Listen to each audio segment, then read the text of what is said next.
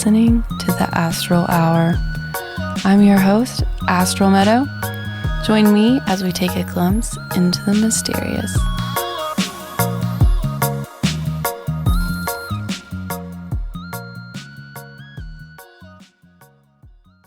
Welcome everyone. Today I'm joined once again with my friend Noah Frere. Noah combines Hellenistic astrology with a poetic modern approach, utilizing 28,000 asteroids freely, having recently completed a 3-day workshop with Dimitri George on the asteroids. He strives to tune your soul strings to sympathetically vibrate with the music of the spheres, thus enabling you to live in greater alignment with your spirit's unfolding and expanding. He is more than halfway through with the OPA, Organization of Professional Astrology, certification requirements, and will be fully certified in 2025. Noah holds a master's in physics with a specialization in Vesta-like asteroids and its meteorites, and teaches astronomy at the college level, thus keeping one foot firmly grounded in science while allowing his imagination and spirit to explore the mystical realms. Today we will be exploring the soul's path from the perspective of the Tarot's Major Arcana, specifically from Rachel Pollack's well-loved book, 78 Degrees of Wisdom. This is part 2 of a 2-part series on this subject. If you haven't listened to part 1, go check that out, and then you can follow along with us. Noah has a page on his website with all the tarot cards, the Major Arcana cards. If you want to go look at those, could you share how they can find that with us? Hey Astral, thanks for having me back. Yeah, that's noahfrere.com. And then if you just go to the website, at the very top is some headings, and one of the very first things you'll see is either the word tarot or Major Arcana, and you click on it, and there all the pictures will come up. Awesome. Real simple. I'm really excited to record part 2 with you. Thank Me too. you. Okay, so we ended the last episode talking about the chariot. Mm-hmm. The end of the first line. There's 3 lines, and that's the end of the first line. So if you missed the first episode, you might be a little lost during this episode. You might want to hear the first episode first. Yeah. Okay, so let's dive in. Okay, the second line. This is the middle section of your soul's journey. And I feel like we've talked about like what soul's journey means, but I was thinking about it after I left the last time. There's something that was missing. Whether or not the journey of the soul is linear or non-linear. Mm-hmm. Non-linear, usually we think of as cyclical often, but it doesn't have to be cyclical. For example, I was teaching my college astronomy class last night, and we talked about the 3 different possible shapes of the universe. One shape is that space-time is a flat sheet. Mm-hmm. That's like what it could be. We're at that critical time in the history of the universe where we don't know what the shape of the universe is. If it's flat sheet, because you think of like space-time as being infinite in all the directions, right? It's kind of like this box that you're in the middle of, but the box has no edges, or a sphere or something. But the way they model it in astrophysics and cosmology is like it has a shape. And space-time can actually have a shape to it, like a sheet of paper with ripples or something.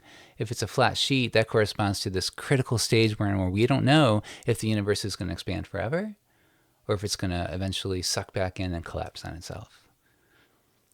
And so another option instead of a flat sheet is this like spherical. It loops back in on itself, which I like because it reminds me of like Big Bang, Big Crunch, Big Bang, Big Crunch, over and over for forever and ever. Because it doesn't really make sense in my mind to think the universe expanded, like blew up, like there was one Big Bang, and then here we are, and then it's going to expand forever, and that's the end. Mm-hmm. That's kind of like having one life, and that's it. The idea doesn't resonate with me. The other option is a saddle-shaped universe where it's like a saddle of a horse. It's got a very specific shape, but it doesn't close in on itself, and it's not flat. And that is, that's the ever-expanding universe, actually, that keeps on going. And there's this idea, like, does the universe get cold in the end? And everything just freezes, and that's the end? That's also not very appealing. So why am I bringing all this up? Is the soul's journey a path like the the saddle, where it just goes on forever, and then like there's this linear, you start and then there's some ending point? Or is it more cyclical? We did talk about this path of the soul can be multivalent or multidimensional, where you're actually accessing various parts at the same time, depending on what part of your psyche you're talking about or your life. But that doesn't say whether or not it's linear or nonlinear. So if you see the universe as being this thing that is nonlinear, that kind of cycles around, then it makes sense. That lends itself very easily to seeing the soul as being likewise. Right. For instance, rebirth after rebirth after rebirth. And then, like, do you reach some final nirvana where that's it? Well, that's the way I used to think of it, but I don't think of it like that anymore. Now I think of it as like it's always some kind of cycle going on. And the cycle can look like different things to different people, and it doesn't only have to be a cycle, maybe, because that could also be limiting. But there's some sense in which cycles seem important to me. And so this soul's journey that we're going through, you and me, in episode 1 and 2 of the Major Arcana, we're starting at the Fool, and then we go through the Magician and the High Priestess and the Empress and so on and so forth. We got to the Chariot at the end of the last episode, and we're going to end with card number 21, which will be revealed later today. And that is a kind of ending of this Major Arcana journey, but it doesn't mean it's the end of your life. Right. You haven't reached the end of your journey. So there are different points at which, like, maybe you reach that point at some point in your life, but then there are other things where you're starting the cycle over again. So I guess my main point is that the soul's journey is not a simple line. Right. As you were explaining the shapes and everything, I was just seeing the infinity symbol, which is interesting as we'll go into this in this first card we discussed. But, you know, Right. you could take that symbol and turn it into a U shape, you know, or you could expand it and make it look more circular. Yeah, you could just bend the card. Right. And then, you know, as you were talking about the cycles, I was thinking of the Pralayas and the Manvantaras, where the Pralayas are sort of the inhale. So it might seem like an ending, but it's really a resting stage, and then it's reborn. And so I feel like the Pralaya is almost like the center of the infinity symbol. It's that moment of like, this is ending, and now we're starting this next. And so we have these over and over again. So as you were describing the soul's journey, I just kept seeing this little dot going back and forth on the infinity symbol. Yeah, and there's this Tai Chi move where you're like wiping the mirror or something, I can't remember, and you just go back and forth in this kind of infinity-like symbol with your arms, and you, of course, you know, you breathe in during one and breathe out, and all this other stuff. But that's a very infinity symbol movement, I'm just realizing. Right, like embodying it. Yeah, exactly. In the pose. That's really cool. So, like, overall, all of this stuff that we say should be kind of taken in the most liberal, open way possible. Like, it's just ways, like tools to kind of, that if they resonate with you, might be helpful. And it's a way of looking at the tarot, right, which not everyone looks at the tarot this way. It's just like one specific way. So if you don't know how to use the tarot and you used it for a while and you're looking for a specific way that has this like link to the soul's journey, well, here is one way you can do it. Yeah, I love it. It's going to help me because tarot's always confused me. Like pulling tarot cards, there are so many different ways of understanding a tarot card, but having this model, this context, is just really nice for me. It makes it easier to comprehend the card I'm pulling. Right. I feel like the framework is nice because it's really good to learn within that. And then if you want to go out of those boundaries, you can. But the framework is so good when you're like in that beginner stage and overwhelmed by the 10 different interpretations of a card. Yeah. You know, and then you can go rogue when you're really comfortable if you want to. If you're like, well, you know, I'm going to look at this card a different way because I pulled it 10 times. Mm-hmm. Now I have this personal experience with the card. And so I might, you know, view it more expanded than I got originally. But it's just really good to have that base to come back to when you're kind of like, well, what does this mean? What did this mean for this author? You know? Yeah. All right, so that was a long intro, but that is how we like to do sometimes, I guess. So the second line is called Turning Inwards. The first line was probably called Going Outwards. Let me see what the first line was called. First line we called the worldly sequence, which was about personal growth into the world. And then it ended on the strength card, sorry, not the strength card, the chariot, where you're basically a successful person. It's kind of like you grow up after your Saturn or during your Saturn return and you made it through and now you're 31 years old and you got your job and everything's good and you get it. You understand how to be in the world. You could end there. You could stop there and you could just live your life, the rest of your life, with those kind of understandings. That's fine. That's good. It's nice. Like, why else are we here? Let's live our life. But if you want to like go inward, that's where the second line comes in. If you're like, is that all there is to life, basically? The answer is no. That's not all there is to life. There is contradictions that we talked about in the chariot card from the first episode. In this line, you have to face those contradictions openly. You don't just like accept them and live with them and balance them. You actually have to understand them. So the ego dies in this line because your ego was just thoroughly developed in the first line. There's like a lot of movies that correspond to this, like the Truman Show, for instance, where he thought he knew what the world was and was successful, and then he's like, oh, that's not really happening. There's some interesting correlations. If you stack the cards, if you look at the image on my webpage, the way the cards are stacked, if you look at the card below the first line, like it correlates to the card above it in some interesting ways. The author talks about how it mirrors, and I looked at it kind of before I came today. I could see some mirroring going on, but it's not always mirroring. It could be some other interesting relationship. For instance, here's the image right here. Have you seen this? Yeah, I went and looked it up. Yeah, so for instance, the fourth card in the second line is very similar to the fourth card in the first line by appearance, but they have very different meanings. Right. Alrighty, so what else? The first line had subsections, so does the second line. The first three cards lead to a culmination of the outer experience in the Wheel of Fortune, which shows a vision of ourselves and the world that have to be answered. That vision is very important, but you don't really get it. So the Wheel of Fortune is a visionary card.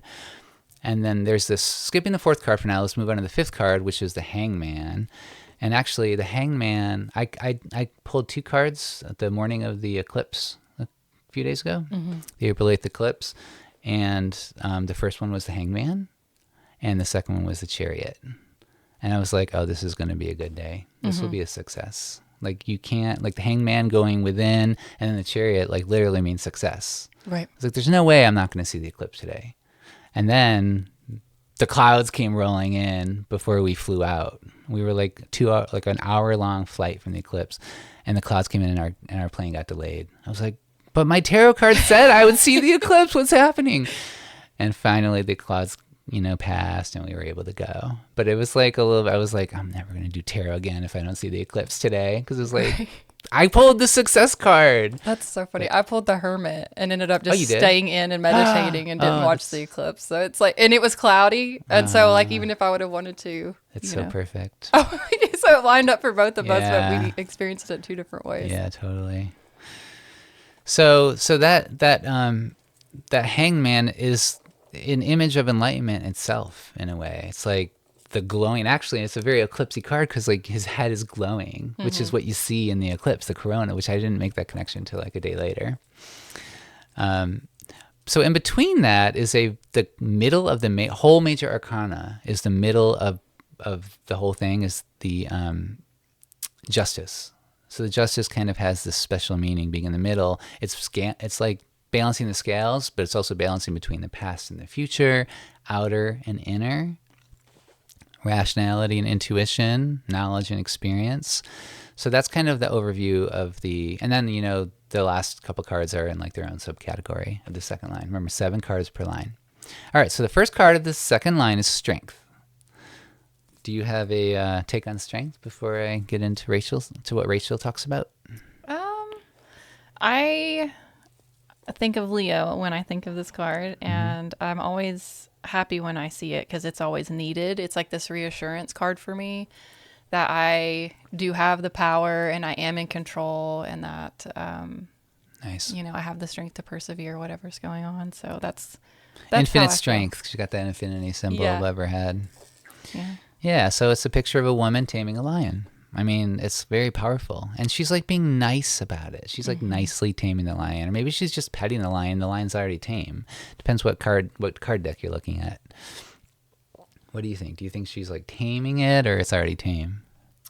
To me, it looks like a pet. It's like it definitely already been tamed. She's very seems very comfortable. The way like if we're cleaning our pet's teeth, like we feel safe. But I wouldn't want to do that with some other dog that wasn't mine. So she seems very familiar and unafraid. Yes, I agree in the Rider-Waite. And there was a woman who lived in Africa who has pictures of her growing up, like riding lions as a girl, and then she worked with lions.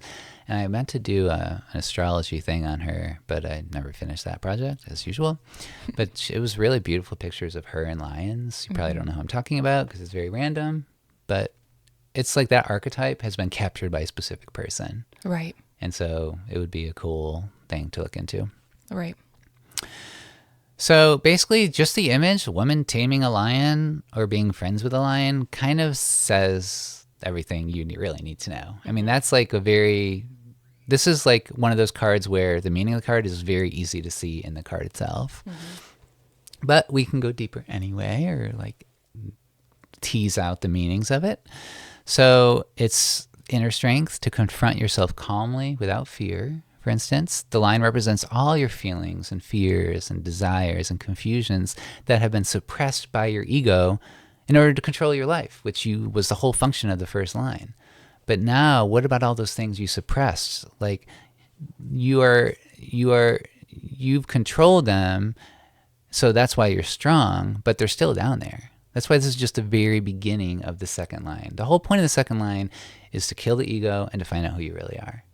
But you can't do that if you're not strong to begin with. You gotta like get through the first line and learn your own strength first. And then when you're bolstered up, you can like move on to the next level.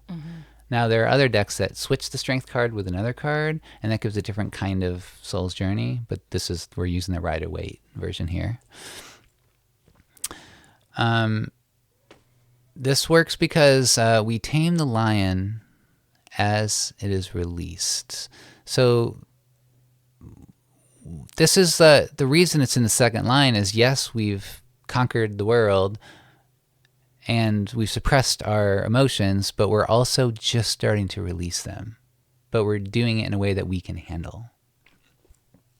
So it is the beginning of a new section of life.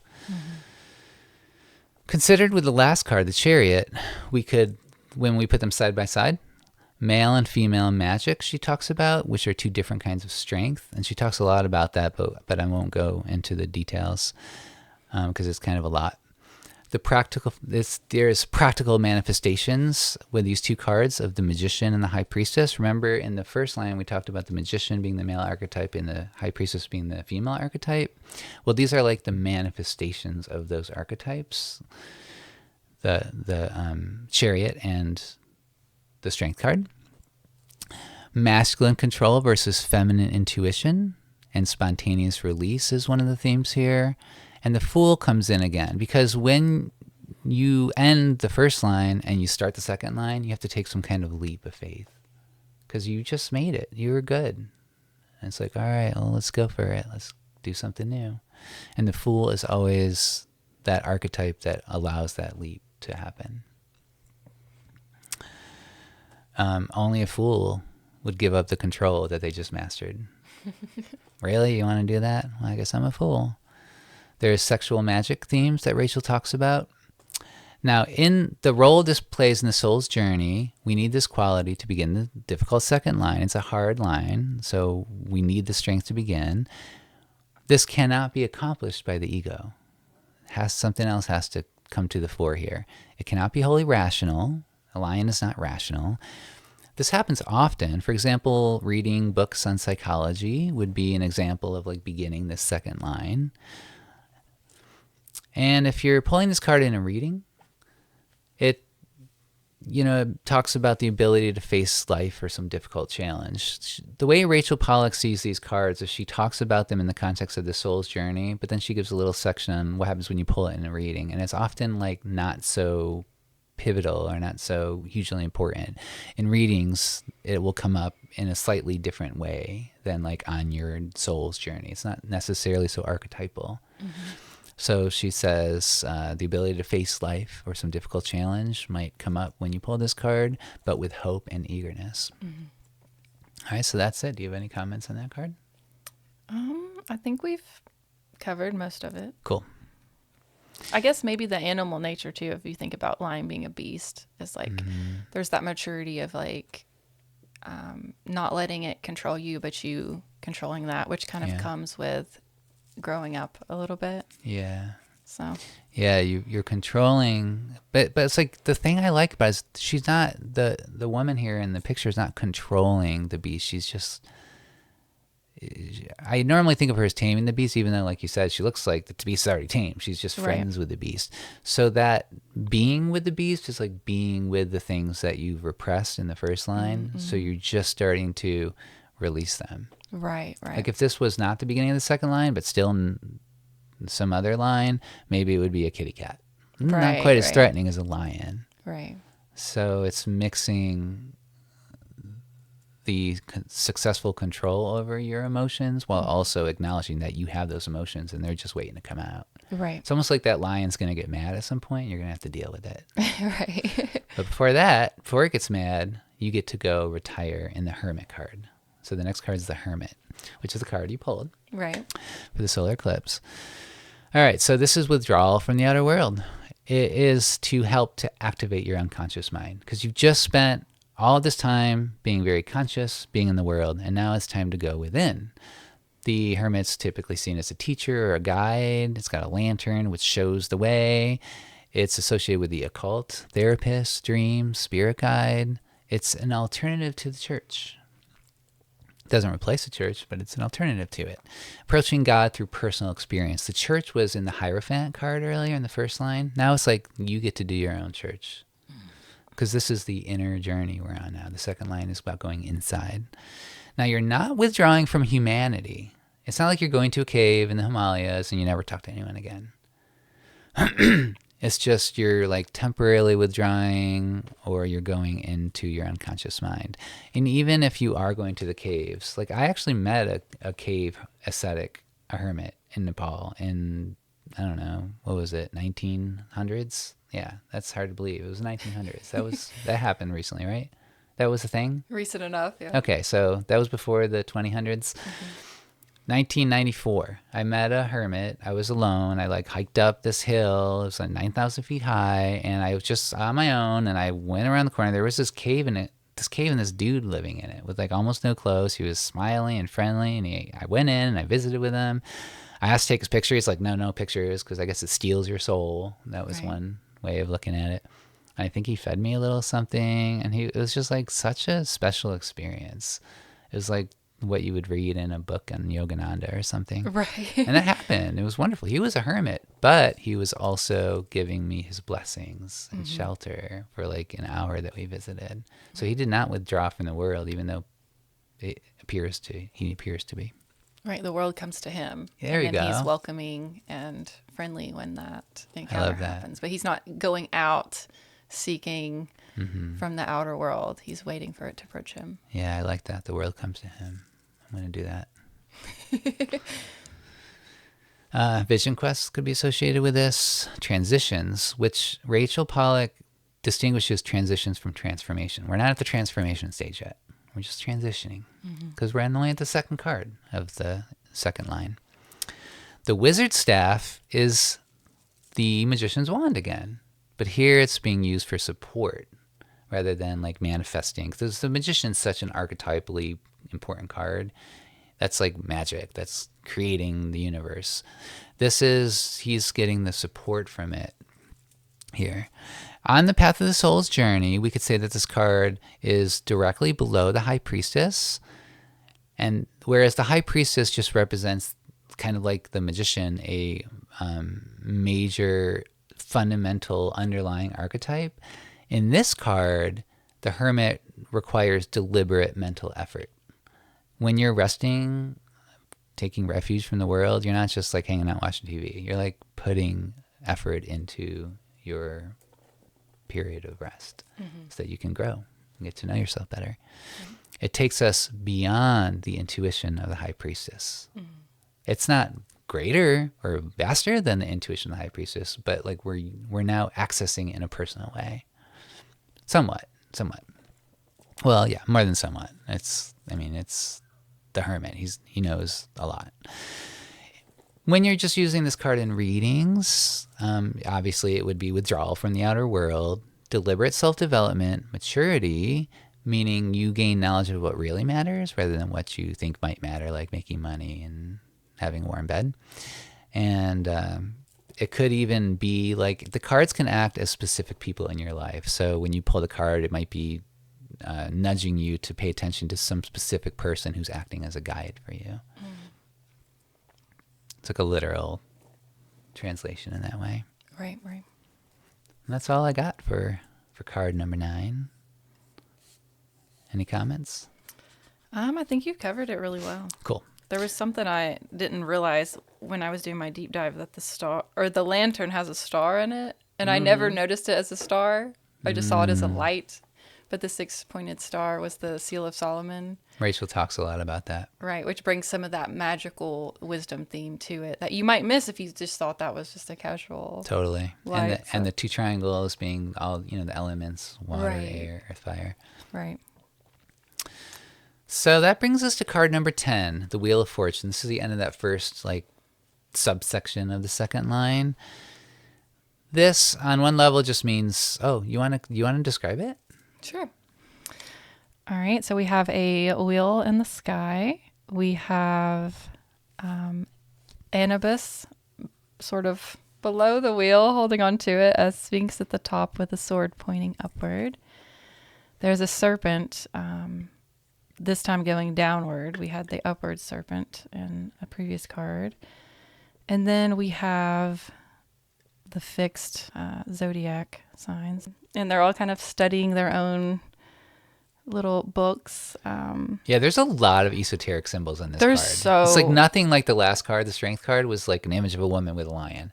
Right. That was 2 cards ago. Or the Hermit, a guy in robes with a lantern in the mountains. This Right. is like very different. This is Right. Every very- time you look at this one, you're like, here's some more stuff. And this looks like a seal of Solomon again. And then we have the 4 alchemical symbols of like salt, mercury, sulfur. So we have you could really do a whole deep dive just into the symbolism here and Yeah. ask, what does Anubis represent and all of those things. So Yeah, and these 4 animals in the corner, I think they come back in the card later on. They like get echoed in a later card. right. Okay, so the wheel is this on one level just means that fate rests in God's hands, not yours. It's recognizing that you are not really in control of your life after all. Okay, you've gotten your strength, you've gone inward, and now you're like, oh, the world is not really I'm not the master of my fate here. So the wheel symbolizes both the mystery of nature and humans' ability to partake through ritual sacrifice, which is sounds a little random, but Rachel Pollack gets into that more. So it could also just mean luck or karma, turning of the wheel, right? How and why does anything happen in the universe? But it gets interesting here because you might start to reify fate, like, fate is, like karma is real and things happen and I don't really have a choice. Is free will an illusion? Is everything just fate? Well, fate also has an illusionary quality. It's not like you just can say, okay, everything's fate. Just like free will has an illusionary quality. So why and how does anything happen in the universe? The answer Rachel gives is spirit. Spirit is why. I guess we could talk about that or we could just let it be. Right. You might have your own take on that, what that means. Like, what does that mean? How is spirit the answer to why and how does things happen? To me, that means like it's kind of like the moving force of things in the universe is not just atoms colliding or some invisible hand controlling, but like there's some spirit that imbues all of the things that are happening in the universe, and we're part of that spirit. So the movement of spirit, it's like the Holy Ghost in the Trinity. I think that's kind of a nice, soft way of understanding why things happen in the universe. That's kind of what I get from that. Yeah. And like I was thinking when you were describing that, like the prana, like giving without breath, there is no life, and so you could just see sort of the prana moving around and like enlivening everything Yeah, that it's it like prana. touches. Yeah, totally. So this card, since it has those 4 animals, are actually, they do come back in another card, and it happens to be the last card. So therefore, this card kind of gives a vision of the end of the journey. It's almost halfway. There is a sense in which this card is halfway. It depends if you include the Fool or not in your total number. See, because there's 22 total cards in the Major Arcana. There's no middle card because it's an even number. The middle card's like halfway in between 2 cards. So there's a couple cards that are halfway, and this is kind of the beginning of that. But since we kind of separate the Fool out from all the other cards as being 0, and then card 1 is the beginning of 21 cards, then there is a halfway card coming next. On the soul's journey, we could say this whole pattern of fate that exists is visible only after you're stepping away from it. We are not on this wheel. We're seeing the wheel from a distance in the sky. So once you step away from your own life, your own ego, and you start to see things more objectively, then it's like, oh, okay, I see there's more here going on. It also has to do with death and rebirth, turning of the fates. And if you're using this card in readings, if you pull it in a reading, it has usually to do with like a change in your circumstance in life. Not necessarily for any reason that we can see. It's this mysterious spirit that enlivens the universe, does stuff. And sometimes that does things that change. So the wheel turns. It's not so much that it points out that things are changing. Like, you probably already know that things are changing because you're living it. But it's more, it draws attention to how do we react to that change. Right. Are we going to adopt it healthily, or are we going to refuse to accept it? And these are very difficult, questions. So it's more, it doesn't give you an answer. It's just drawing attention to that. And it might give you an answer in the context of other cards. Right. Yeah, it's kind of like that liminal space of in between. Yeah. And then when I think of Anubis being associated, with the psychopomp role, he's like about to guide you. And, it might be into the underworld. It might be to, the inner world. But I don't know. I feel like he's there as a guide for a reason. And then the Sphinx is there holding, the riddles that you can solve to access the wisdom. Okay, that's nice. So you're bringing a guiding element in here, which kind of I could, in Rachel's language, could be kind of seen as the vision of the end of the journey. Anubis is giving you the vision. Right. To the final point. Like a prophecy. Yeah, prophecy. Love that. That brings us to the exact middle of the Major Arcana, excluding the Fool, which is card 11, Justice. Justice sits below the Emperor, who represents social justice. But this is psychic laws of justice. And they do look very similar with the red robes, but this is a more profound, meaningful type of justice for seekers of themselves, I would say. It depends on seeing life and ourselves accurately. It's psychic justice. Like, are you seeing things correctly? Which reminds me of the 3rd house. That's how I think of the 3rd house. Are you seeing life correctly? She wears no blindfold. So in some, versions of justice, there's a blindfold, but in this version, there's not, because you need to be able to see what's happening. There's an equilibrium. She's got that scale. So it's this woman sitting on a chair with her robe. She's got a sword facing straight up, and she's got scales in her left hand. And so obviously the scales represent equilibrium, in this case between understanding and action, because we just spent like a bunch of time learning how to be in the world and acting, and then we went within a little bit to try to understand what we are, and then we got this vision of the end goal. But then the rest of the Major Arcana that comes after Justice, we're going to go deeper in, and then we're going to start the 3rd line, which is a completely different thing. And so this equilibrium between understanding and action is actually multifaceted, because in one sense, it's like we acted and now we're going to increase our understanding.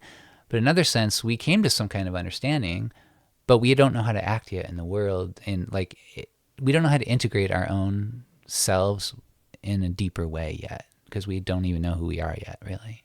Mm-hmm. It is actually, she's a very androgynous figure, Rachel points out. I actually used to think it was a masculine Oh, figure okay. for a Well, long there you go. time until I like started doing a deep dive and I was like, Oh. Because it just seems so neutral to me. Oh, that's interesting. Can I see your card?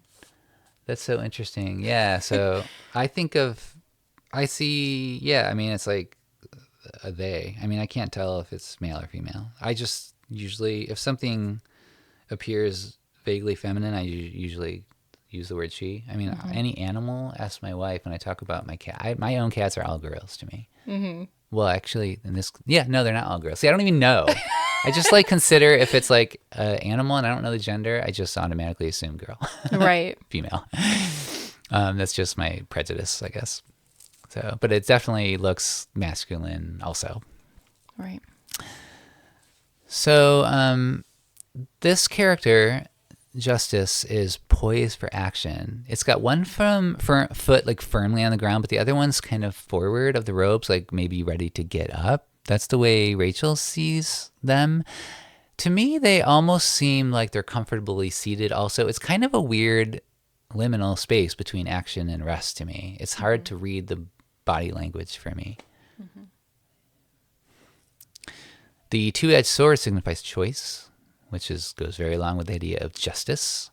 Scales represent perfect balance between also the past and the future, because we're in the middle of the soul's journey now. And so for the soul's journey significations, the first half we think we're living. Okay, this is really interesting. When we do the first half of our journey, we think we're living on an active principle. We think we're doing things, but we confuse doing things with action. It's very like, Rachel's bringing up Taoist philosophy here, or my limited knowledge of Taoist philosophy, or even Zen. Like, are you doing or are you not doing? Not doing is the way. Not doing is the doing. All this kind of stuff. The real action that we take always brings meaning and value to life. When you just act or react and it's not meaningful, then it's not actually action. You're just like part of the world. Things are happening. Maybe it's instinct, maybe it's reaction. But real action, I like this point she makes. Real action always brings meaning and value to life. That's an astounding statement to me, because that's not the way most of us talk about action. Mm-hmm. Even if you like make a choice and do something, maybe you make a choice to rob a bank. Not that robbing a bank is bad, but maybe you do make a choice to do something that you yourself view as negative, or later down the road you do, or maybe someone else views it as negative, or maybe it's not very meaningful. It's a peanut butter and jelly sandwich instead of a bologna sandwich. Well, if it doesn't have some kind of meaning and value, she's saying, then it doesn't really qualify under the category of action. Mm. I've never really thought of action in that way. And so, I don't know, I think that's interesting. What do you think? It brings a lot of intention into the actions where we're consciously making those steps. I get a lot of like the karmic energy from this card too, of like cause and effect, and justice for some people might make them anxious because maybe they have been taking actions in more of a negative way, or harming others with those actions. But justice for someone who's, been living from the heart and making all of the right choices, justice would benefit them. So I feel like it can, how you feel when you pull this card probably has a lot to do with what's coming up. Like if you're scared when you pull the justice card, maybe think about the actions that you're taking. And because there is, cause and effect is just a law of the universe. It's just a part of, it's like you can't escape it, to a certain extent. And so I feel like she's kind of holding it all in balance, and we can trust her judgment because she seems like, she's stern, she's educated, she knows how to hold those scales in balance. And so at the end of the day, we can't escape karma. Yeah, that's interesting. So you're talking about like the justice that comes from your past actions, and how then when you contend with it, you will have more like self-knowledge and awareness to be able to make actual actions that are more meaningful. Right. Like and that. Just kind of studying cause and effect in general, and like how justice shows up in your life, and say, okay, well that didn't, I was brought to justice there, so I'm gonna take right action. I'm gonna be more mindful now going forward, depending on how this card affects you. Yeah, nice. So justice brings to mind the true purpose of the second line, which is not to abandon action, but to awaken it. Understanding the vision received in the Wheel of Fortune. So, like, we had the vision, now we want to understand it. And we have to take responsibility in order to do that. Otherwise, we constantly repeat our past behaviors, kind of like what you were saying. Life demands that you respond to every event. But the demand is not a moral requirement. You are not here to, like, do the right thing all the time. It's just a fact of existence. You have to respond. Right. How you respond could have... Because there's, we live in a world where morals are very important. Understandably, I'm glad they are. But it doesn't necessarily have to determine all of our actions. There are other things to consider too, like developing our soul, becoming who we really are. Maybe you have to do something that feels bad or that's hard in order to like move past whatever was blocking you. Nobody wants it, but that's kind of too bad sometimes, Like we try our best to be good and to be nice, but sometimes, I don't know, you just gotta kind of, maybe you're the justice for someone else sometimes. I mean, she's holding a sword. Right.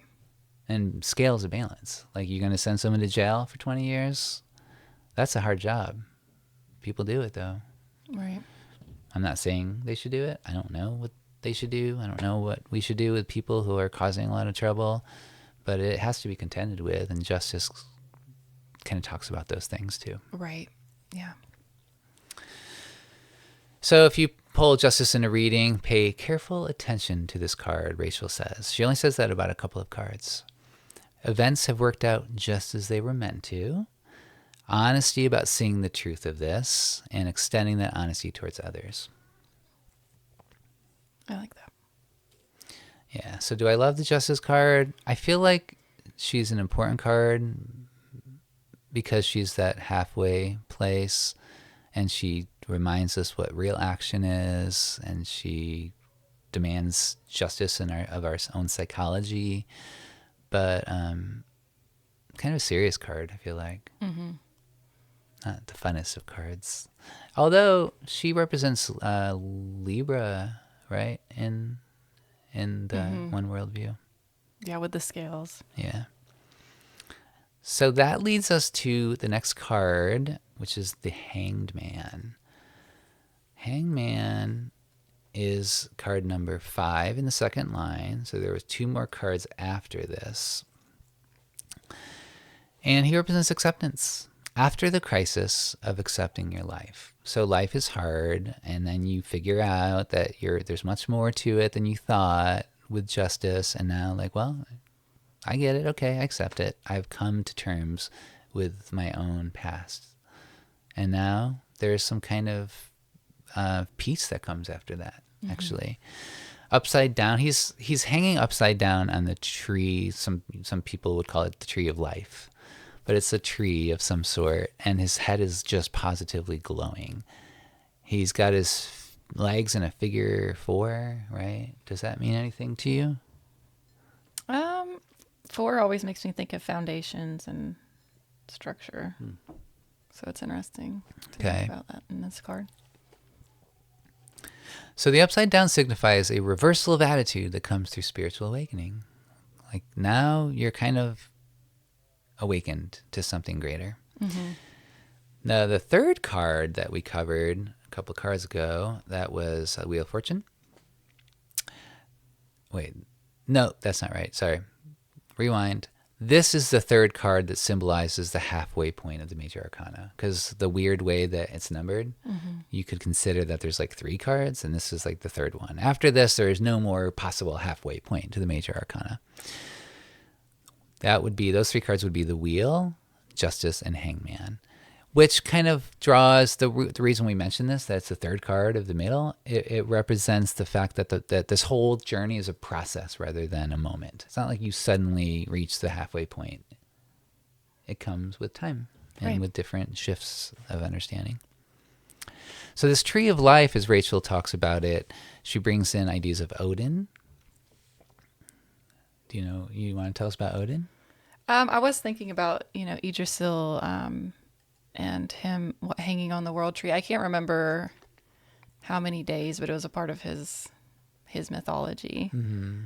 Didn't he like pluck out an eye so he could gain wisdom and hang on the Yes, tree that's for a at while? the Mirmir's well, which is symbolic for the Akashic records, and so he has to sacrifice his eye to gain the vision, and this is where he discovers the runes. Which is, again, like turning inward. If you Right. lose an eye, you're not looking outside anymore. You don't have an eye to look with. So it's like Right. you lost half of your vision because that half went inward. Right. Makes sense. This was such a big myth for me when I went through all my eye stuff. And I kept revisiting it because it was my left eye. And I just kept being like, what? And at one point I was like, I think I'm going to go blind in my left. Oh my God, that's so scary. And I just kept coming back to that myth. And it's also interesting because I was very ingrained into the records at the time. And they were helping me through the whole process. But I kept returning back to this myth of Mirmir's well and how he actually, this is where he becomes enlightened, right? And so I looked at the whole thing as a vision quest and just kept trying to surrender, which is very much in this card as well. Just For like sure. you have to let go, and we only have so much control in this life. So sometimes you just have to release that and just trust the process. Yeah, this is so much releasing because he's tied, his ankle's tied to this tree and he's hanging upside down. He's got no control and his arms aren't trying to reach up. He's just chilling. His arms are behind his back. He's like, this is the most peaceful posture you could do. Right, this is a choice. Like he chose to be on this. Yeah, and he has the ability to do it. Right. Because he's gone through enough now. He understands kind of much more about himself than he did in the beginning of this line during strength. Right. So the tree of life is rooted in the unconscious, and it reaches up through the physical world, which is consciousness, and it reaches up to heaven, which is the super consciousness, which is the subject matter of the third line. So all three lines are present in the tree of life. So he's like accessing that in some kind of way. Right. He's surrendered to the rhythms of life as well. As this corresponds specifically to the soul's journey, it's number 12, which we haven't talked much about the numbers, numerology here, but I did mention this in my notes. Number 12 suggests the number 1 and 2, which brings us back to the magician and the high priestess, which remember are very important archetypal cards, which we talked about in the first episode. The magician's power here has entered the hanged man. Like in the first magician card, it just represents the archetype of the creative energy. But now it's like actually in you. Mm.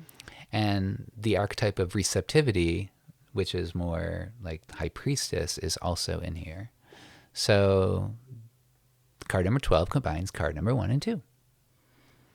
Right. That's interesting too, because, each of these cards also have chakra correspondences, and this one would be the third eye. And so his third eye has been awakened. He is illuminated. He's able to see beyond what he could in the first line, right? He has sort of an insight into the meaning of all things. And I think that's why he's so poised and calm, because he has that inner wisdom. Nice. I didn't realize that there was a system in which the cards corresponded to the chakras. Yeah. Yeah, if you want to throw those out as we move on, that'd Okay. be great. I can. I have some of it in my notes, so if it pops up and I feel like it's relevant. Sure. Well, that makes sense. Third eye. So if you pull it in a reading, it's just kind of suggests that you be who you are, even if everyone else thinks it's backwards, because he's like hanging upside down. This is not the way to be. This is not like the Chariot where you're successful in the world. This is like, oh, I'm doing things a little different here. It shows a deep connection to life and peace after a difficult trial. That's a nice card. Yeah. But it leads us to a not nice card. Well, I don't know if it's not nice, but yeah, I'm going to stand by that. Right. No one wants to pull this card. Right. It's card number 13, which is Death. It's actually a really pretty card. Like all the black and white, I think and then that yellow, it's very visually striking in the blue. Yeah, now that I've watched Avatar, I think of the Order of the White Lotus. So really? It has put a little bit more, fun into it, just because I think of Uncle Iroh now. So. That's so funny. So it's basically a skeleton in a black armor, riding on a white horse, and there's some people around. There's like a kid kind of kneeling. There's a priest maybe giving supplications or something to death. And there's like a dead person on the ground maybe. There's just all sorts of different responses from the people. And, and the first thing you might think is death comes to everyone equally, kings and commoners alike. Rich become level with the poor. Clears out the old to make room for the new. Death is necessary. Death is good. There's an interesting thing about a skeleton. Like after you die, if you're like rotting on the ground, your flesh will go long before your skeleton. So the fact that death is represented by a skeleton kind of shows a sense of eternity triumphing over the transitory. That's also a positive association with death. It joins us to nature because all the animals die and we're like animals who die. And then you become part of the earth and become, soil for new nature to grow. There's, on a more psychological level, you might fear the destruction of your own personality because you've developed this personality very carefully over many years, going through the cards, and you found some awakening in the hangman, and now it's like, oh gosh, maybe that's not it. Like it's the next day, I don't feel awakened anymore. I'm sick because I ate the wrong breakfast or whatever. I accidentally ate bacon and I'm a vegetarian. Yes, that happened to me a couple weeks ago. Did I get sick? A little bit, yeah. It wasn't terrible, but it did happen. So that's pretty rough. But if we accept death, we can live more fully. That's, of course, like all the Buddhists have been trying to get us to do. Like, death is going to come. Don't forget. Right. It's there. It's there every second. So you better learn how to accept it. Mm-hmm. Initiation rites, such as sacred medicine, can help with this like understanding of death. But however, the hangman came just before this to help prepare us for those initiation rites. Because if you're trying to like take some sacred medicine and you're not ready for it, you might not go so well. But if you've reached some amount of inner awakening, then you might be able to recognize things better and navigate that territory better. Right. On the soul's journey, again, Rachel makes sure to differentiate transition from transformation. We still have not reached the transformation. She says some people think of death as transformation. It's not. It's not transformation itself. Rather, it's this very specific moment of giving up the old mask to then allow transformation to occur. So you could think of it as a moment in time.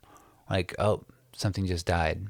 And then you're like at the threshold of something else. Right. Like, and I kind of like that take on death. Yeah, I like that too. So do you think the sun is rising or setting? How do you view the sun in this card? Or could it go both ways? Because it's well, in a total solar eclipse, and actually that white flower kind of looks like the corona in a black sky, in a night sky. And during a total solar eclipse, you can see this, like what looks kind of like a sunrise and sunset, like around the whole sky in a different kind of way. I don't think it was red at all. No, it wasn't red. That's the weird thing. It was like kind of a daylight feeling around the perimeter, around the horizon equally in all directions because the sun was high in the sky for the solar eclipse.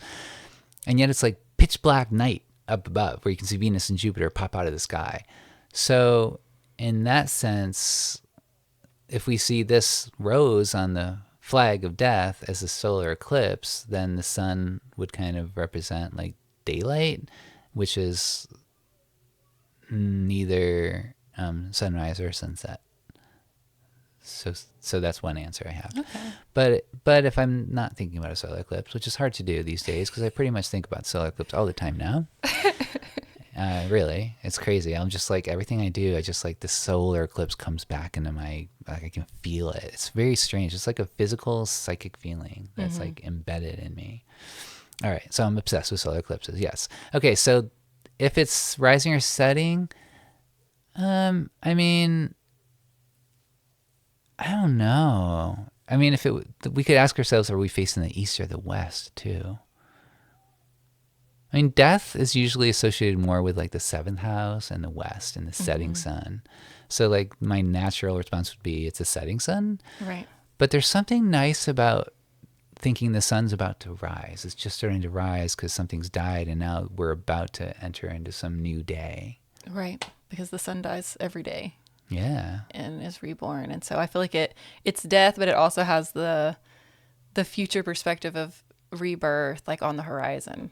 Yeah. Which is kind of cool. So how do you see it then? Like, I don't know. I mean, that's kind of why I wanted to talk about it. I guess you could take it as both. I like to think of it as rising to give this card a little, more of positivity. A positive. Mm-hmm. Yeah. So you're not just thinking death is an ending and we're just done. And so I kind of think of it as like, we're done with this phase and now we're about to step into the next phase. Yeah.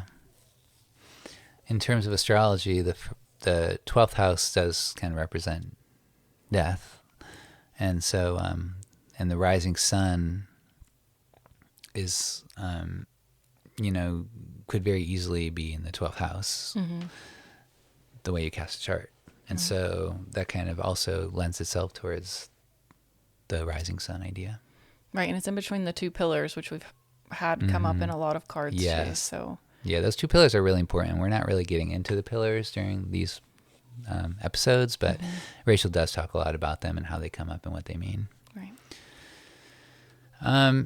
In readings, again, it could represent a time of change, just kind of generally clearing away old habits, or maybe on the negative side, like a crippling fear of death, something like that.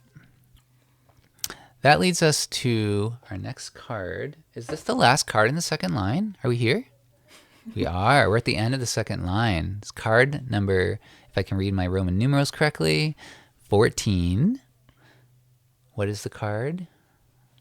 Temperance. Yeah, temperance. Now this is where Iris comes in. Right. Now we'll get to it later. Now it doesn't come in this specific version of the card. I went back and reviewed that this morning.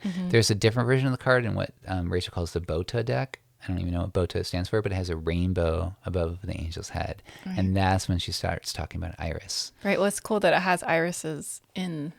Oh, that's another reason probably, right. So there's two different correlations to Iris in this card. Right. Yeah. Which is kind of cool. Well, we can start there if we want. No, let's get to that in a minute. Let me go through my notes in order so that we don't lose the thread. Okay. What we did in the first episode a lot is we kept on revisiting the previous cards to make sure we didn't lose the thread. Okay. Should we do a quick how death relates to temperance? Yeah, or even the hangman. Yeah. Okay. So in the beginning of the first episode, we talked about the Fool, which represented like new beginnings, a taking off point, a leap of faith, the energy that kind of energizes all the cards and brings them to life. But that was kind of, the Fool stands alone and goes anywhere. It's like a special card. It's a 0 card. And then we went through the first 7 cards of the first line, where there's this like male and female archetypal energy that become embodied in the Empress and the Emperor, and like nature and society, or mother and father. And then you learn how to go to church, or how to like follow the religious laws of life as well as societal laws. So you learn to be in the world, you find a lover, you grow up, and you succeed. That's like the first line. And then at the beginning of this episode, we went into strength, where you start turning inward. You acknowledge that you have suppressed some emotions in order to succeed in the chariot, and you are good at controlling your life, but there's more here than meets the eye, and you're about to face it. And so that led to the Hermit, where you go inward, and then you get this vision of the end in the Wheel of Fortune, and then you come to terms with everything and learn what action really means in the Justice card, and then you find some awakening and some enlightenment in the Hangman, where you've let go and received, but you're like combining the Magician and the High Priestess card, and then that dies, because after your awakening, like, you can't sustain it. You see the mountaintop, and then you come back crashing to reality, and something has to die.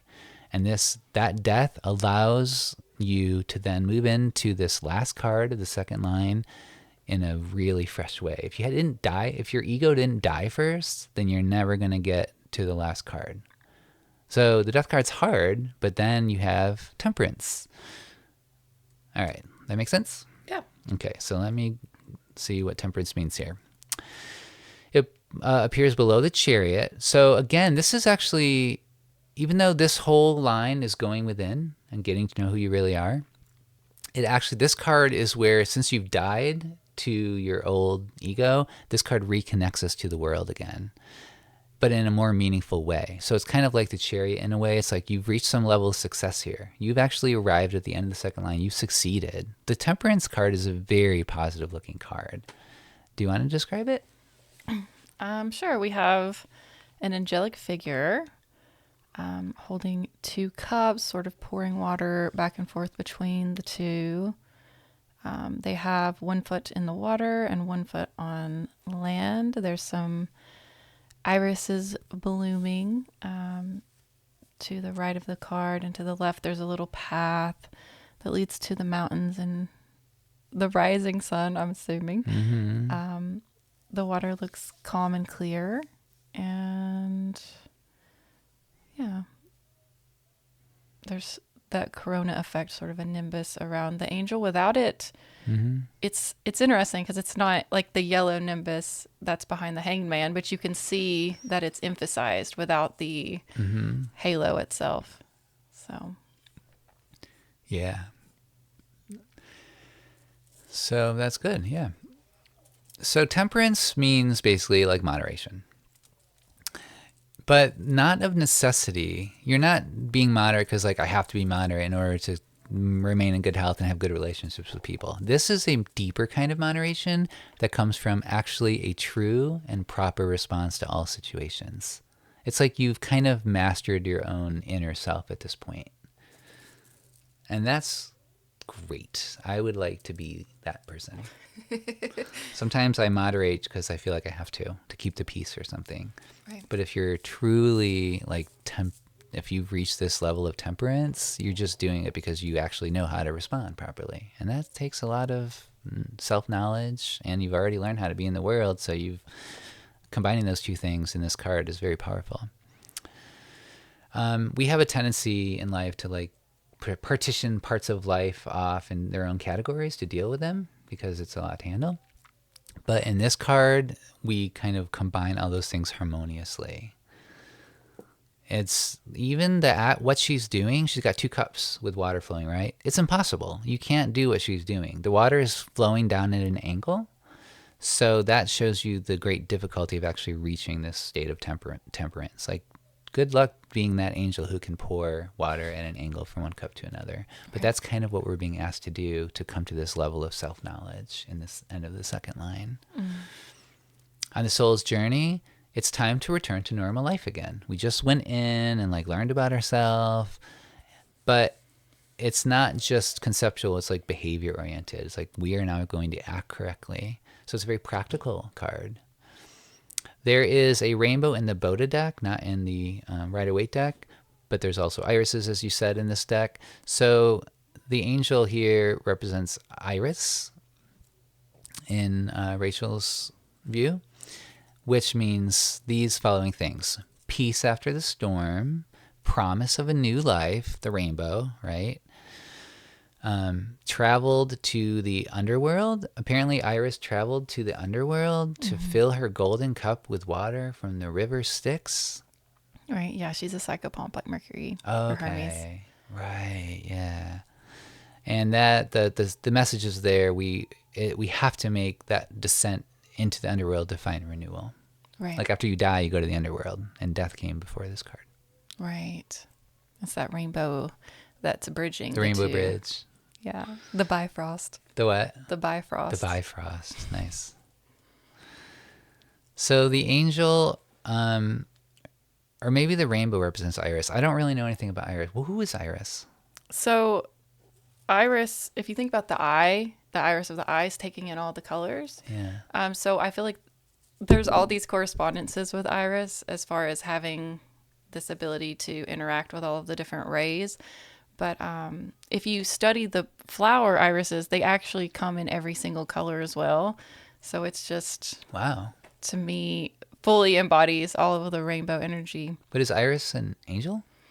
I don't know what Iris is. Iris, Who Iris is the equivalent of Hermes, but she works for Hera. So a lot of the errands that she's running. She's a goddess. Yeah, well, yeah, she is the goddess of the rainbow, yeah, in Greek mythology. Okay. So when you see a rainbow, you could literally be like looking at Iris, for instance. Right, like she's just delivered a message. Okay, got you. So it's like the rainbow and the irises are more the iris, not the angel in this card itself. Right. Now, the way Rachel talks about the angel is that it represents your immortal soul liberated from death, because death just came, and now angels are immortal. So that's kind of nice, makes sense. And she also says it's the energy of life which emerges after death. Right. Energy of life. And then if you pull this card in a reading, it could just mean something simple like moderation, or it could mean middle path, right action, or Buddhist. I pulled this card in a reading actually at a really important time in life last year. I had a really, really, really, really, really, really, really, really, really hard month, and I was drinking a lot of alcohol at that time, and this is like a year ago, and more or less, I don't know the exact month, and I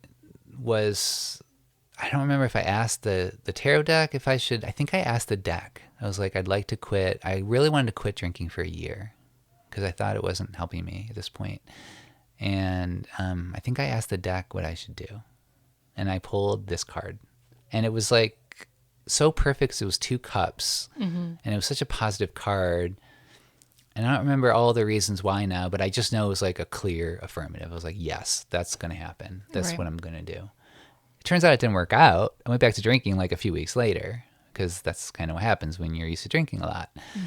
But interestingly, that must have kind of sowed the seed for something deeper, because I did stop drinking about, I don't know, 4 or 5 months ago, and it was a very different thing. I didn't pull a tarot card for it. It was like an inevitable and 100% complete decision. Right. And so it's like this card, which signified me stopping to drink, it didn't take root right away, but it was like the beginning of this whole year where I really did get to know myself much better. At the age of 50, I like finally like went deeper, and I thought I already knew myself. Turns out I hadn't died yet. I hadn't gone through the death phase yet. Right. And then this whole last year, I could see, we haven't talked about where we are in our soul's journey, and I'm probably in many different places, but one of the places was this past year was like learning is, and even now is temperance. Like last night I got in an argument with someone because I was trying to hold space, but really I was getting more nervous. That's not the best way to be. All I had to do was stop, recognize, and say, hey, I'm getting nervous. Right. That would have changed the whole conversation. All the energy would have changed. But I didn't think of it. I'm still learning how to just like know who I am and be myself and have the correct action. And that is a hard thing to learn. So I just feel like I'm still on the I'm learning temperance kind of right now. Maybe this is the first card that we've talked about that I was like, oh yeah, I'm there right now. Right.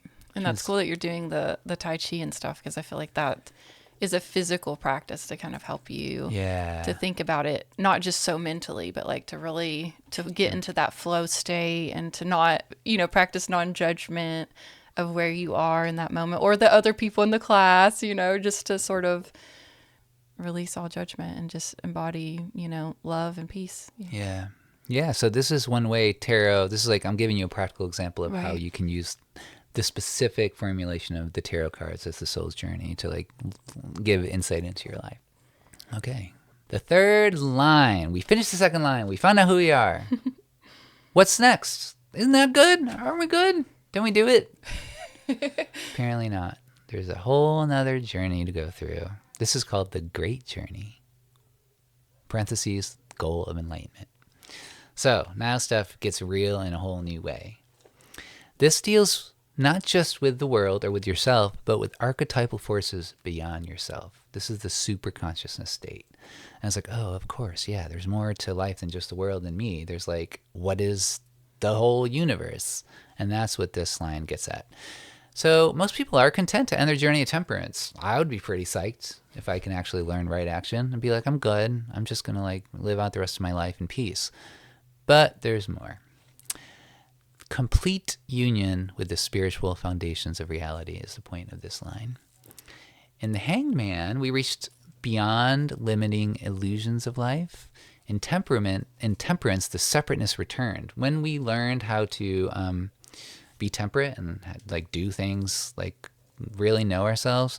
And like, that was a very action-oriented card where we're in the world again successfully, but kind of ourselves successfully. There is a sense of separateness that returned in that, because we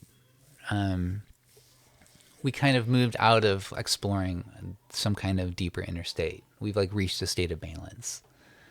So it sounds like that's not separate from the universe, but the problem is you haven't actually understood the whole universe yet. So you're kind of still separate from it, right? And you think you're peaceful, like you did in Hangman, and you actually are, but not on the deepest, highest level. So we begin this third line with a fall back into illusions, because you have to go back into the illusions if you're going to like find out a bunch of stuff that you didn't know about. Mm-hmm. We must enter the darkness inherent in the high priestess. The high priestess, if you'll recall from the first episode, there was this veil hanging behind her between two pillars. And like the question is, what's behind the veil? Right. Well, that's the unconscious. That's like the great unconsciousness of the universe. And in this line, we get to actually go back there and see what's there. Right. Which is really exciting. And again, we can separate these 7 cards into subcategories. The middle 3 cards represent the passage from your inner revelation back into consciousness, because we need to bring all this stuff into our consciousness in the end. And in between those, in the middle of those lies strangeness. So we're going to enter a very strange realm in this line. And then at the end of this whole thing, we will have a final descent. After you go through these strange realms and come back into consciousness, there's one final descent into darkness. You're almost there, but you do that to experience a total joining with the universe and the spirit that fills it. If you don't go into darkness, then something's missing. You have to go there one more time. And it ends, this whole journey ends in the last card in a complete rejoining of the magician and the high priestess, which was the first bifurcation from the fool in the very beginning of the journey. So you get to blend them, and not blend them, join them. Okay, the third line starts with the devil. Scary card or not? What do you think? I mean, it's kind of neutral. I don't love when I get this card, but I do pull it quite often. So I've had to to face those temptations in the desert quite a few times. So I just see it as like, okay, this is coming, kind of to just be mindful that I'm about to be tested, but that I always have the power, right, to remove the chain. Okay, yeah, that's, everyone talks about that. So the picture is Adam and Eve, or a man and woman, standing on the floor, and towering above them is this huge devil with a upside down pentagram on his head and some horns of some kind of animal and like bat wings. And he's holding his hand up kind of like Spock, and his other hand's down, which kind of is a mirror image of the magician, which he's below the magician. He's 2 cards removed. He's third line below the magician. Right. But as Astral pointed out, there are chains around the necks of these man and woman, but they are very loose, and all they have to do is remove them if they want to walk away. They don't look uncomfortable. They look like, do they? They look kind of neutral. They don't look happy. Okay. But they don't look like they're being tortured either. Yeah. So and there's kind of similarities with Adam and Eve, I think, because the way they're standing and the in the lover's card, and there's like, was there flames on one of the trees? Yes, behind the Adam. Yeah, and here in this card, there's flames on his tail. And she's got, what does she have on her tail? Grapes or something? Grapes, similar to how she had the fruit tree behind her. Yeah, so there's a lot of similarities between this card and the lovers. And I pulled this card in an interesting time one time. I was applying for a job teaching at a university online. And I didn't have to do any lectures or prepare. I just have to kind of guide the students through the course. And so before the interview, I pulled this card. And then I had the interview, and I didn't know if I was going to get the job or not.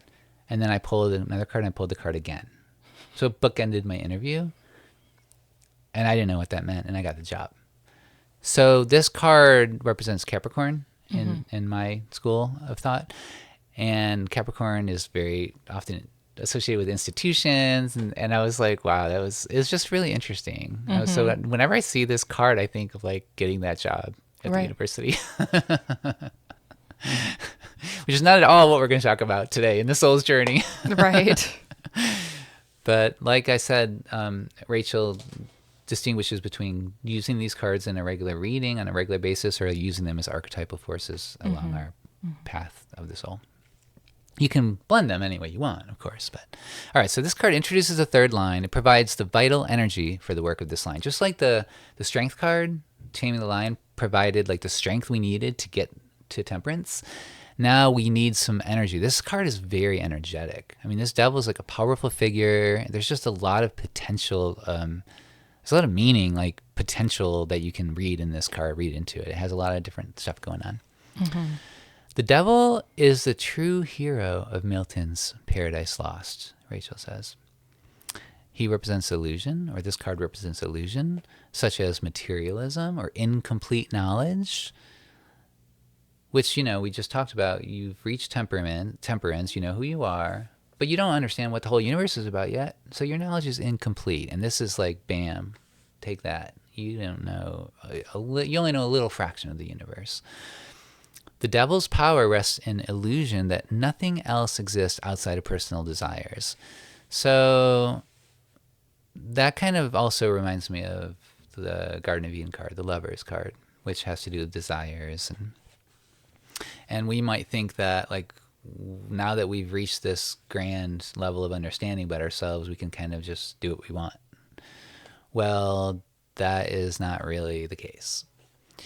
The devil wears a reverse pentacle, which symbolizes desires overpowering judgment. So, like, yes, we had judgment earlier, but now maybe you're coming to terms. You found out how to live in the world. You found out who you are, but you still have this this lack of knowledge of how your desires fit in with the rest of the universe in a more complete level. And so you don't really get it yet. It also symbolizes like the sex organs being above the head, because the pentagram in this right side up shape is like the what is the Vitruvian Man or something. Mm-hmm. It's like the Leonardo da Vinci's drawing of the man. So and he's got inverted. Like his arms out, and the head is above the sex organs, because that's the way you stand up in life.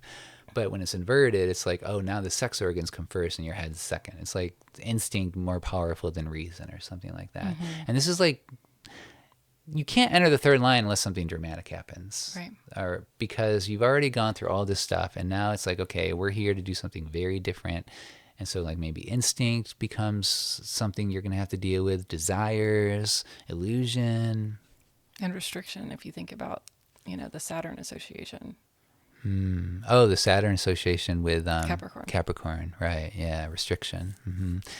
And so she says about the sex organs being above the head, Rachel says sexual and spiritual energy are the same. So she talks a lot about that, and we're not going to go into it, but just know, if you want to get more into it, just get her book. Right. But it's a huge thing. Like sexual energy and spiritual energy being the same kind of energy, that's a big deal. Like, what does that mean? It means a lot of things, I'm sure. Right. It's how you work with it. Yeah. That affects how it's influencing you. So it can be a negative thing if you're just obsessive about the sexual energy. Yeah, sexual obsession is one of the keywords of this card. Right. But if you're working with it as far as the spiritual union aspect of it and connecting with your vital force and all of the positive aspects of it, it can actually lead to enlightenment in a lot of ways. Exactly. This card can also signify misery, because like now you're falling into the third line. Mm-hmm. Satan is also seen here as the true hero of the Garden of Eden, rather than being responsible for the fall. He's actually, let me show you that there is more to life. Right. Society represses this because of the terrible power of sexual spiritual energy. It is dangerous. I mean, bad stuff happens, and so society's like, let's keep it under wraps, people. But like, if you're gonna go understanding the meanings of the universe, you're gonna have to like take off the veil of whatever you think sex means and spirit means. Right. You can't necessarily separate them. Yeah. I mean, some people try to, but. Mm-hmm. So on the soul's journey, having achieved temperance, we can now deal with these forces. We weren't ready to deal with these grand forces yet. We're dealing with like universal archetypal forces here, not just worldly forces, not just personal forces, but some stuff that's larger than you. And now that we've gained our temperance, we can like deal with this. Kind of like strength gave us the ability, the chariot gave us the ability to have strength. Temperance gave us the ability to now have the devil. Right.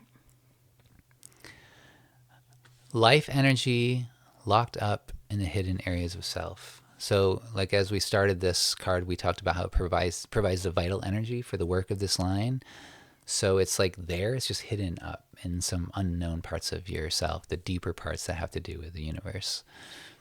The second line gave a glimpse of the unconscious energy, like we went into our subconscious and learned what it was.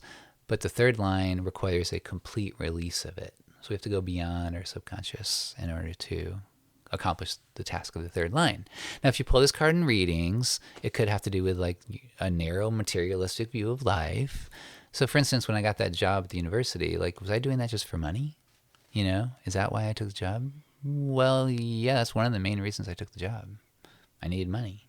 Mm-hmm. Is it fulfilling? It's fun. It's a good job. I like it. I'm glad I do it. But it's not like it fulfills the greatest calling of my soul to teach an online course at a university. Right. It's a little dry, you know, but it's also fun and nice. I like it. Depression could mean depression or feeling imprisoned.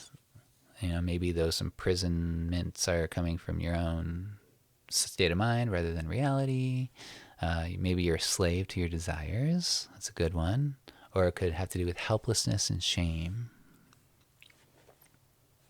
Anything to add? I think that covers it pretty well. Cool. So what comes after you become introduced to the devil? Something even worse. This is probably some people's most feared card, I'm guessing. Mm-hmm. That is card number 16, the Tower. Do you want to describe it? All right. So there is a tower built on a unstable foundation. There are people leaping out of the tower as it's being struck by lightning. There is a crown sort of falling off the top of the tower and little flames. Their look seems to be pretty devastated, and it's overall not a very positive card to look at. Yeah, it was pretty grim, People falling out of towers, jumping out of towers, death, lightning. It's terrible. So it means destruction of life based on materialist principles is what how Rachel phrases it. The unconscious builds, she points out that our own unconscious builds a psychological prison for ourselves. And this prison is the tower. Well, if you're going to get like all the way through the unconsciousness of the universe, the super consciousness of the universe, you got to get out of your prison. And that's where the tower is absolutely essential. It busts through. It's like, this is not allowed anymore. Because remember, we're trying to enter what's behind the high priestess's veil. And we can't do it until everything falls apart. But this card destroys your illusions, the devil, your imprisonment, and allows us to open up to a very beautiful card that follows, which we'll get to in a minute. So the unconscious builds a psychological prison in our life, and we need to find a way to explode it, whether we do it ourselves or something else comes to do it for us, like an external, like a natural disaster, or a very personal way we do it. I definitely relate to this card, actually. Last year, I definitely had my tower moment, like for real. And it led to a whole kind of deeper sense of transformation of life, for sure. It's important to recognize that you're not being punished by this force that destroys your tower. Right. Because it does look like you're being smited here with, the lightning. It does look, but it's not like you did something wrong and you're being punished. Right. The universe isn't punishing you. It's just they don't want us to stay imprisoned in our tower of ignorance forever. The universe is trying to help you. And if that means if you can't wake up unless lightning crashes in your tower, then that's on you. Or it's just the way the universe works. But it's not like personally because you're being punished. Punishment is not the lesson here. The drops of fire that are falling Rachel says they're not anger, but actually grace, which is like a nice, softer way of looking at this card rather than just like sparks. They're not sparks. They're like, it's very interesting. They're kind of falling throughout the whole card, these little drops of fire. And so seeing them as grace kind of softens the card.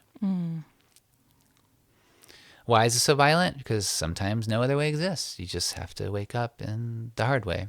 Revelation comes as a lightning bolt. So that's a very Uranus kind of theme, I feel like. Or even Martial. This is very Martian. The first two lines served a double purpose. They made us strong enough to withstand the tower.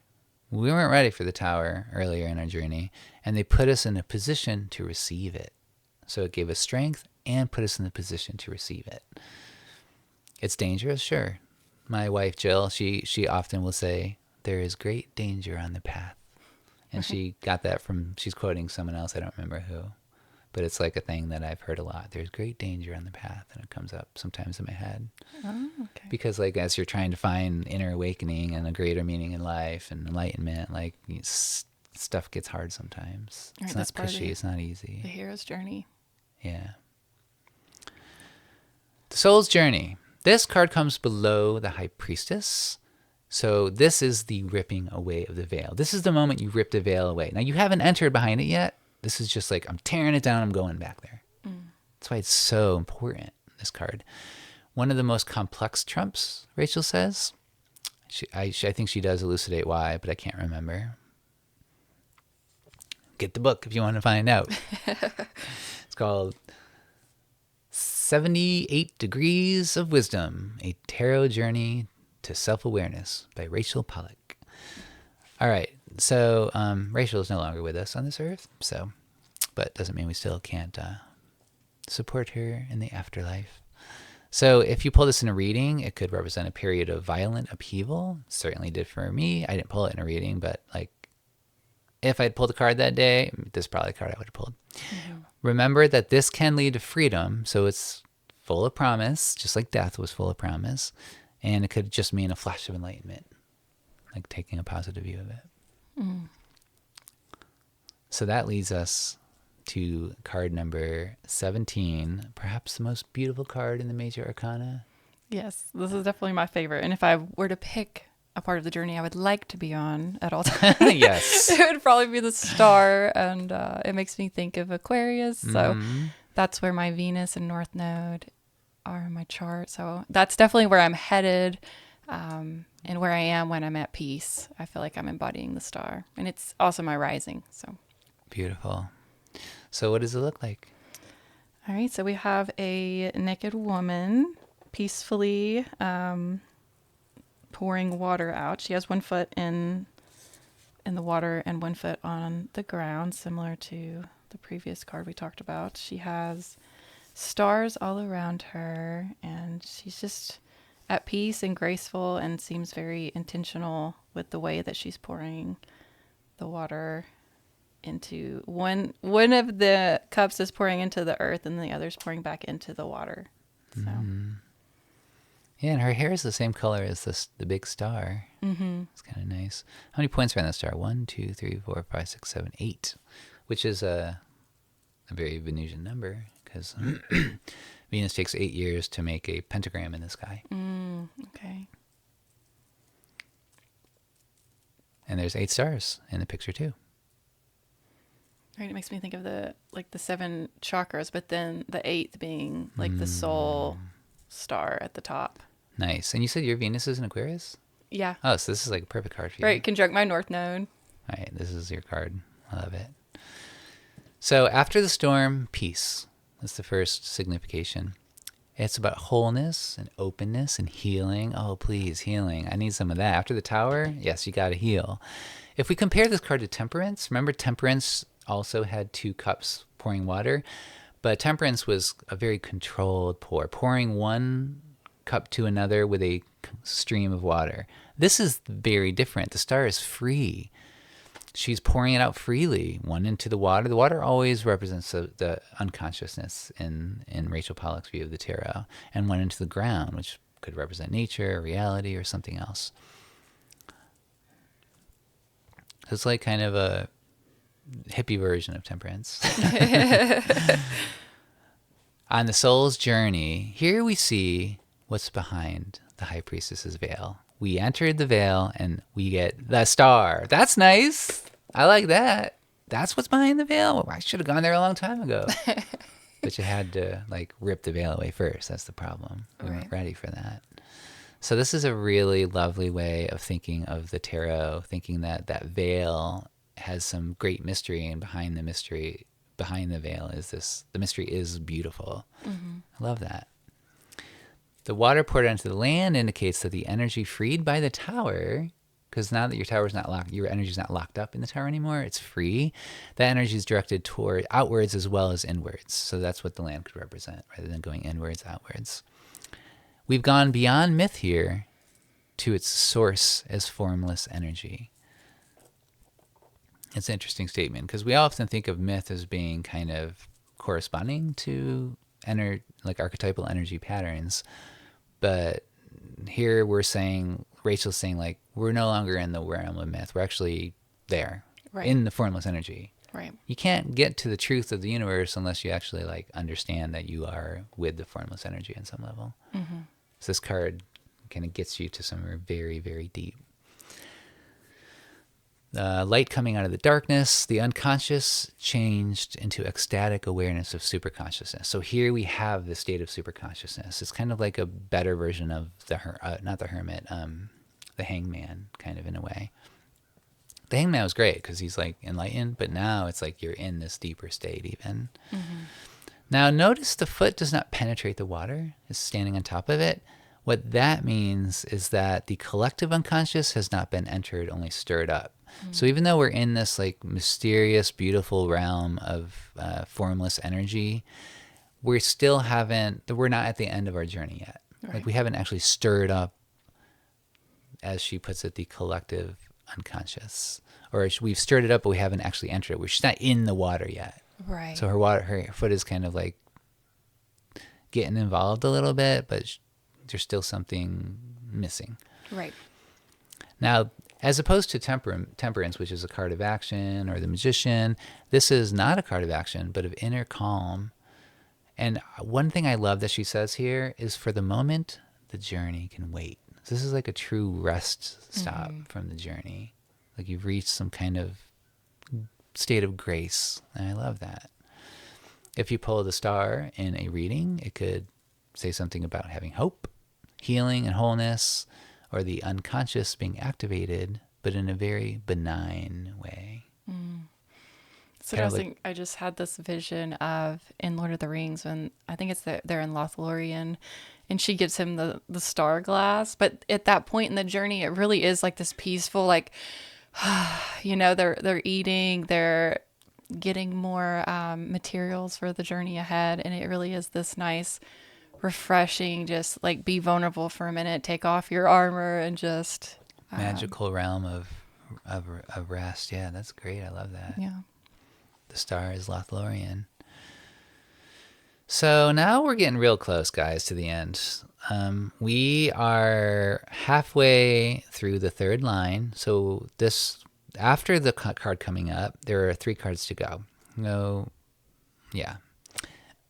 What happens after you leave this magical realm? Kind of like the hangman, and you couldn't stay there. And after the hangman came death. Well, what happens next is not so terrible as death, but it's something strange and something. You enter some very foreign realm, because it's kind of like you became. You might think after you take some sacred medicine and you enter some realm of like really deep peace that you can't normally access. Well, then you come back into the world and like there might be some strangeness. Like, oh, okay, I gotta get back into, how do I talk to this person again? They weren't there with me, and that's where this next card comes in. Card number 18 is the moon. It's kind of a beautiful card, but it's kind of not. Because like the dogs or the wolves or whatever they are, they're kind of howling at the moon. So it's a little strange, but I can't tell. I mean, you could say it's a very happy looking card, but it looks strange to me. And there's like a lobster, a crayfish, or something coming out of the water. Like, what is your feeling about this card? I see the animal on the left more as like a dog, so it's been more tamed and it's more like howling. And then I see the one on the right more of like a wolf, so it's sort of the untamed aspect. So it's kind of and they're on both sides of the path, so they're kind of like you're gonna have to move through those two. Oh, nice. As you're moving through the path. I don't know about the crawfish thing, but Yeah. it doesn't seem. It seems like there might be like a hidden trap or like the spider in Lord of the Rings. Now I can't stop thinking about Lord of the Rings, but Well, Rachel, excuse me, is going to say something about the crayfish in a minute here. Okay. But with the way you put the dog and the wolf being on either side, you have to pass between them. That echoes the fact that there's two towers in this card again that you also have to pass. There's a road there. We got to leave. Like we're on one side of the pond. We were just in the realm of the star. We have to leave the star realm. We have to leave Lothlorien and go down that road and go through those two towers. This is very Lord of the Rings. that was like 2 hours. Oh my god. I mean, this is like, yeah. And then in front of us is this grand sun and moon combined, or maybe it's just the moon. It's kind of hard to tell. It's definitely the moon, but there's also the way it's shining. I'm going to say it's the moon. I mean, it's called the moon card, but it's very bright moon, very bright, very powerful. It's like obviously a full moon. And there's little raindrops again, not raindrops, fire drops, like we're in the tower. Yeah. So it like links to the tower in some way. All right, so this card means on one hand just imagination. It molds the energy of the star into shapes of consciousness that we can comprehend. Because when you're in the star realm, it's all unconscious and magical, and it's not about being conscious. It's about the unconsciousness, and it's like you're in the formless energy. Well, now we're going back to the world, and we have to try to make sense of it. So we tell ourselves stories, or we tell other people stories. So myths are always distorted. Like when we tell a myth, we're distorting the reality of the star. It's not the reality. So it's a myth. The collective unconscious contains monsters as well as heroes. So remember when in the last card she had her foot stirring up the waters of the collective unconscious? Well, now this is more like you're kind of really getting more into it, and you're facing, there's monsters here. That's why it's strange. Monsters as well as heroes. The dog and the wolf represent the animal self, quote unquote, roused by the moon. There's no people in this card. There's people in like most or all the other cards, right? Maybe not the wheel. The Wheel of Fortune, I don't think, has a person per se. Does it? It's got Anubis and some Aquarius. She is like a feminine form in the Wheel of Fortune. Technically, but she's not like the main figure. She's just in the corner. Oh, she's in the corner. Okay. So it's very rare not to have a person in the card. This might be the only card without a person. Looking through real quick. Yeah, the rest have people. So that is also strange. Like we're not in a regular. We're not in our normal world anymore. Right. Even in the normal world of ourselves. We're in the world of mythology. In this half light, it does kind of look like it's half lit in a way. It's kind of a darker sky and a little bit of a shadowy realm. In this half light, our sense of self breaks down, so we feel strange within ourselves. There are uncontrolled sensations within the body that this card might bring up. The crayfish is that which lies deeper than the savage beast. So the savage beast, like the wolf maybe, is like right by the path and we have to pass through. But the crayfish represents something deeper because it's kind of coming out of the water itself, or maybe it's like falling back in the water. So this has to do with the most universal fears within the collective unconscious. We must pass them. We have to get through the collective unconscious universal fears. On the path of the soul's journey, we return to the world after the star. We already talked about that. We can't bring it all back because it gets distorted, like it's in its own realm. The star belongs in its own realm. So it becomes distorted, and there might be fear on the way back. But if we accept the wild things, then the moon can bring peace. And the crayfish can sink back into the pool, and the waters can settle. There's two towers again, which have to do with the last manifestation of duality. We're about to move beyond duality here. This is really nice to know. And we're looking at the same towers of the high priestess, but from the other side now, because we're leaving the star realm. So I love that. Rachel Pollack says that this card has to do with the power and mystery of women's fertility. It's the moon card, right? Mm-hmm. And if you pull it in a reading, it could have to do with excitement of the unconscious or strange emotions, or fears, dreams, hallucinations. Your intuition and like psychic abilities, your imagination enriches life when accepted. Introspection, there's a lot of things here. Or psychic awakening and the need to pay attention to it. So what do you think? I think that covers it. The word delusion kind of comes up too, as like the shadow aspect of some of that, and not to get so stuck in that phase of not coming back into reality. So it's like you might have to face some of those, being that delusional person that's now went to this other realm and is coming back, like trying to tell this story, and everyone's like, okay, sure, whatever, Bilbo. Yeah, I feel like the moon card has a lot of different ways it could go, because the wolf and the howling dog and the crayfish and this road and the little flaming drops that are from the original tower. Like, how are you going to come out of your star experience? I mean, some people get stuck in a bad way if they like take acid and they can't come down very well. It's rare, but it definitely happens. And so this would be like the moon strangeness, like not being able to leave this realm and getting stuck in the wild lands. Right, not integrating the wisdom and just letting it sort of overwhelm you. Yeah. So again, like there's great danger on the path. Right. But if you pay attention to everything, and if your karma's good, if your karma's bad, I don't know if there's any hope. Honestly, you might just have to go through what you got to go through. Right. We all have to go through hard stuff. Right. But if you get through the moon card and you actually get through those towers again and you come back out into the world, there's a happy ending, and that is card number 19, the sun. It's a very bright, very happy card. The sun is just shining. It's like full of light. There's sunflowers everywhere. There's a child or a baby riding on a horse in glee. You can't get a happier card. It's not like the peaceful beauty of the star. It's more because the star was like unconscious behind the veil of the high priestess. This is like you're out in the world, you're out and you're fully conscious.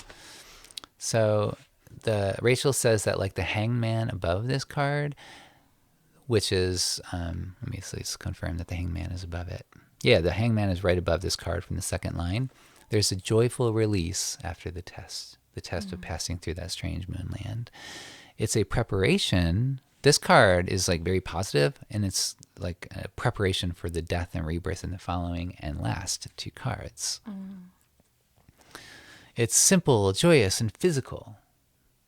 Very different. It's like the opposite of the moon, right? The moon and the sun, unconscious and the consciousness. The light of the unconscious brought into daily life. There's a childlike simplicity. It has to do with knowledge and clarity and lucidity, enlightenment. Yet this is not the world. We perceive the universe as unified and alive, but we do not yet embody these feelings. We still haven't like fully arrived at the end. So in other words, it's like I thought a lot about this when I was reading, like making this bullet point list here for this card. We perceive the universe as unified and alive. That's a really big statement. Like to live in that place is wonderful. Many times, it's a very common experience for me, where I perceive the universe as unified and alive. It's not hard. I can go there almost anytime I want, unless I'm like sad or depressed or mad or something. Unless my emotions are getting in the way, I can just be like, okay, this universe is unified. It's all connected. It's very vibrant, and it's very alive, and it's very like fluid. And that feels like the sun. I live in the sun state very often. It's great. I love it. But Rachel's saying, I'm not embodying those feelings. I'm like perceiving them and sensing them, but I'm not unified with the universe in that, in the deeper kind of way. And that's kind of like a little nudge to myself, like, okay, don't think you've arrived at some greater truth. No, it's just because you can feel the peace and unity everywhere. Right. So it's kind of humbling. She says it's the new Garden of Eden because it looks like a garden, kind of. Yeah, there's a wall, but it's a friendly wall. Although, again, it looks kind of like gray concrete, the way the artist drew it. But I mean, it's a very nice garden with the sunflowers. And it reminds us that the Garden of Eden was never really lost. Like, was Lilith expelled? No, she wasn't expelled. She left the garden. The garden's still there for her. Right. And you can always replant, Mm-hmm. and start your garden somewhere else. Yeah, after the tower, you just rebuild a new garden, yeah. It has to do with freedom. Freedom from normal restricted consciousness into a greater consciousness, like a super consciousness, where you feel like you're part of the whole world rather than an isolated individual. And that's kind of like one of the whole points of the third line, is to get you out of your own sense of individuality. There's no mysteries or symbols in this card to Rachel. It's just the universe filled with light. It's not about like finding hidden deep meanings and symbols like the moon you would do in the myths of the moon. Mm-hmm. It's so much simpler than that. I love this card. It reminds me of my own sun placement in the first degree of Aries, which I always say is like kind of the simplest thing, just awareness and consciousness and being itself. So yeah, I relate to this card very much. Yeah, me too. All right, on the soul's journey, it comes after the moon's requirement of passive surrender. If you don't surrender to those monsters in the moon card, then you're going to be fighting them. It's kind of like getting stuck in the bardo. Like, you don't want to get stuck in the bardo. You're not going to be able to move on to the sun realm. So you got to have some surrender. This is an active, energized state after that. And by accepting the moon's fearful images, we bring energy outside of ourselves and we give all of life radiance. So it's not about the self, it's about like all of life. If you pull in a reading, it might have to do with joy or happiness or a sense of beauty of life, seeing the world as united, or optimism, energy, and wonder. Anything else about it? I think you covered it. I do see like the vitality coming through. I'm in homeopathy school, so the vital force is like the main theme of my whole year. So when I see this vitality returning, I also see it as like health and just having the energy to move through life again. So you relate to this card these days? Yeah, I think about it a lot. Yeah, cool. And the sun is a big thing with homeopathy too. It's like going out and allowing the sun to vitalize you. So it actually plays with the vital force. I don't feel like I pulled a card a lot though. I can't think of one time I pulled. I know I have, but I don't have a strong memory of pulling the sun card a lot. Okay, I feel like the positive cards, it's like you remember the bad stuff in your memory more. Like you remember the tower more. Yeah. When you get this, you're like, all is well. I'm great. So it's not as, triggering. Maybe that's it. All right, so there's 2 cards to go, right? Mm-hmm. All right, this is the penultimate card. It is card number 20XX, and it is called Judgment. What's your take on this card? I kind of see it as like a resurrection. Like these people were sort of dead in their caskets, and now Gabriel's blowing the horn.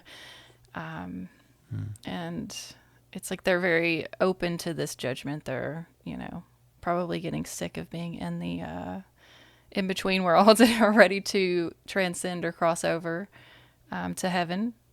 So I kind of see this as the resurrection kind of energy. Okay. And then the cross, we have the 4 cardinal directions again, and the 4 elements with the red cross that's on the horn. So are all the people down there going to ascend, or are some of them like praying, like maybe? Yeah, I mean, some of them seem more hopeful than others. Yeah, like the woman, she seems like, take me now, But like the guy on the left, almost, he's like more, It's hard to tell. I mean, you could read his body language in different ways. I could see it going different ways. It's not quite as clear, maybe. I don't know. I mean, body language is hard to read. Right. Because especially we don't know what they're thinking. Turned around. All right. So Rachel says this is a call from deep inside, from both the inside and outside us. Since the sun broke down that artificial barrier, sun represented like unity with life. Not like the deepest unity, but like the experience, the perception of unity. And so when that barrier was broken down, now we're feeling the inside and the outside kind of calling to us. This is the final call before the final card. What is it calling us to do? To rise to a more meaningful existence. We've already discovered how to live in the world. We've discovered who we are. We broke down all the stuff we thought, and now we want to become something even more, that as grand as we can become. There are mountains in the distance, which she calls the mountains of abstract thought, which implies eternal truth. On the soul's journey, this is a call for one last descent into the waters of nothingness. That's what Rachel says. Now, it looks like they're coming out of the waters to me because they're like standing in some kind of boxes, but those boxes look like coffins, right? Right. Yeah. So I guess this is like the end of that journey down into, like they're rising up from death kind of, but there's judgment. So the fact that it's called judgment makes me think, oh, not all these people are going to make it. Right. Or maybe you're in your judgment moment, like you're facing the gates of heaven, and they're gonna either let you in or not let you in, and that's so like in order to do that, the gatekeeper's like, all right, I'm gonna replay your life now. I hope it was good. Right. Were you naughty or nice? It's like weighing of the scales. Yeah, and so it's kind of fraught with peril, this card kind of seems to me. I mean, the people even look so gray in the card, so like lifeless. deathly, yeah, like ash.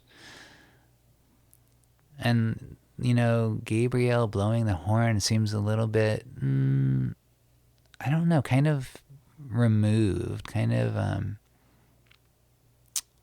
like nice, compassionate, but also she's up in the clouds. You know what I mean? Right. Sort of just a neutral observer. Yeah, kind of like that. Like yeah. I'm not the one that made the rules here. Mm-hmm. The judgment's actually on you. That's very good. I like that. So a call for one last descent into the waters of nothingness, to rise up liberated from all partial knowledge. So everything you thought you knew that was not complete, this is your chance to be free of that partial knowledge and actually it's an urge to dissolve ourselves completely into the spirit. Because earlier we were talking about what like activates, I don't even remember, it was the beginning of this conversation, we were talking about the spirit activating, being the activating force in the universe, weren't we? Right, yeah. And so this is like, now you get to dissolve. Whereas the sun, you could be aware of it and perceive it. Now it's like you need to dissolve into it. Rachel says that death is above. I think that means I'm trying to place the context that,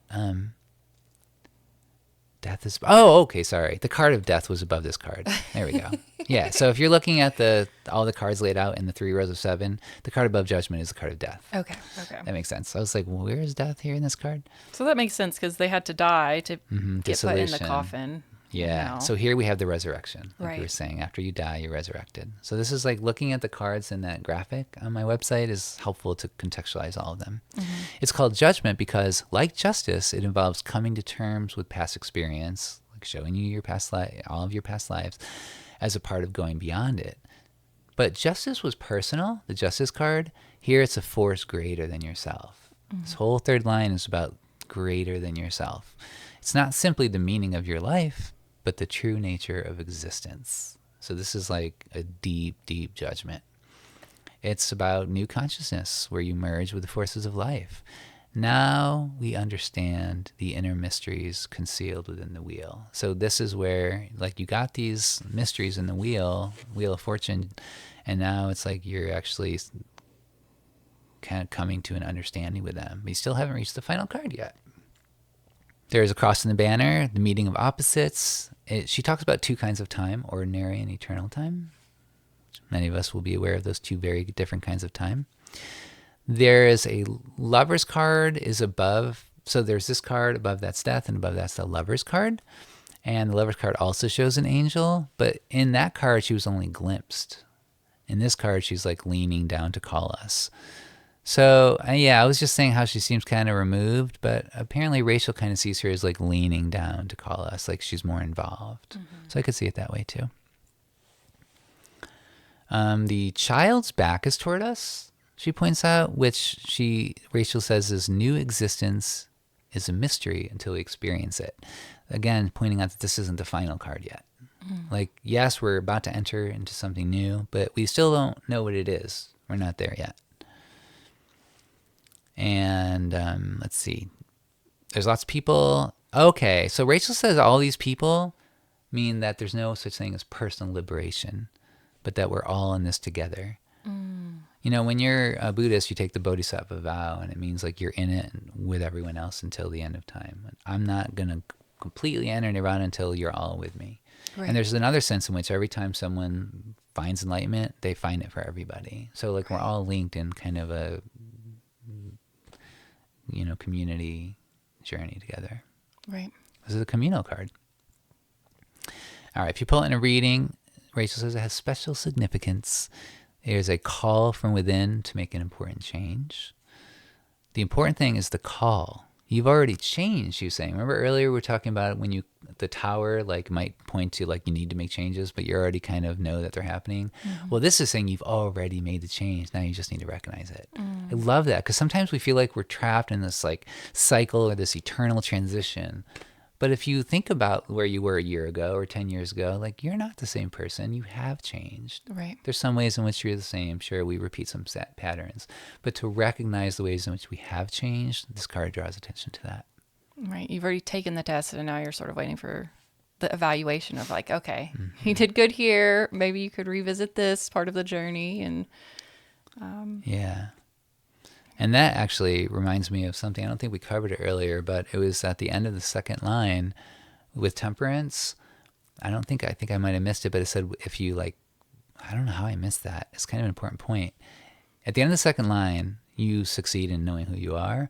But if you failed, then it sends you back to the first card in the second line, strength. And so like you get to redo it. right. In any way in which you failed, you get to redo it while you continue forward with the third line. Right. Again, the multidimensionality of living in all the lines at once. Right. Now we get to our last card. Card number 21. Do you want to talk about what it is? We have a naked woman. She does have a cloth draped on her. She's holding two wands. What's it called? Oh, the world. The world. Sorry.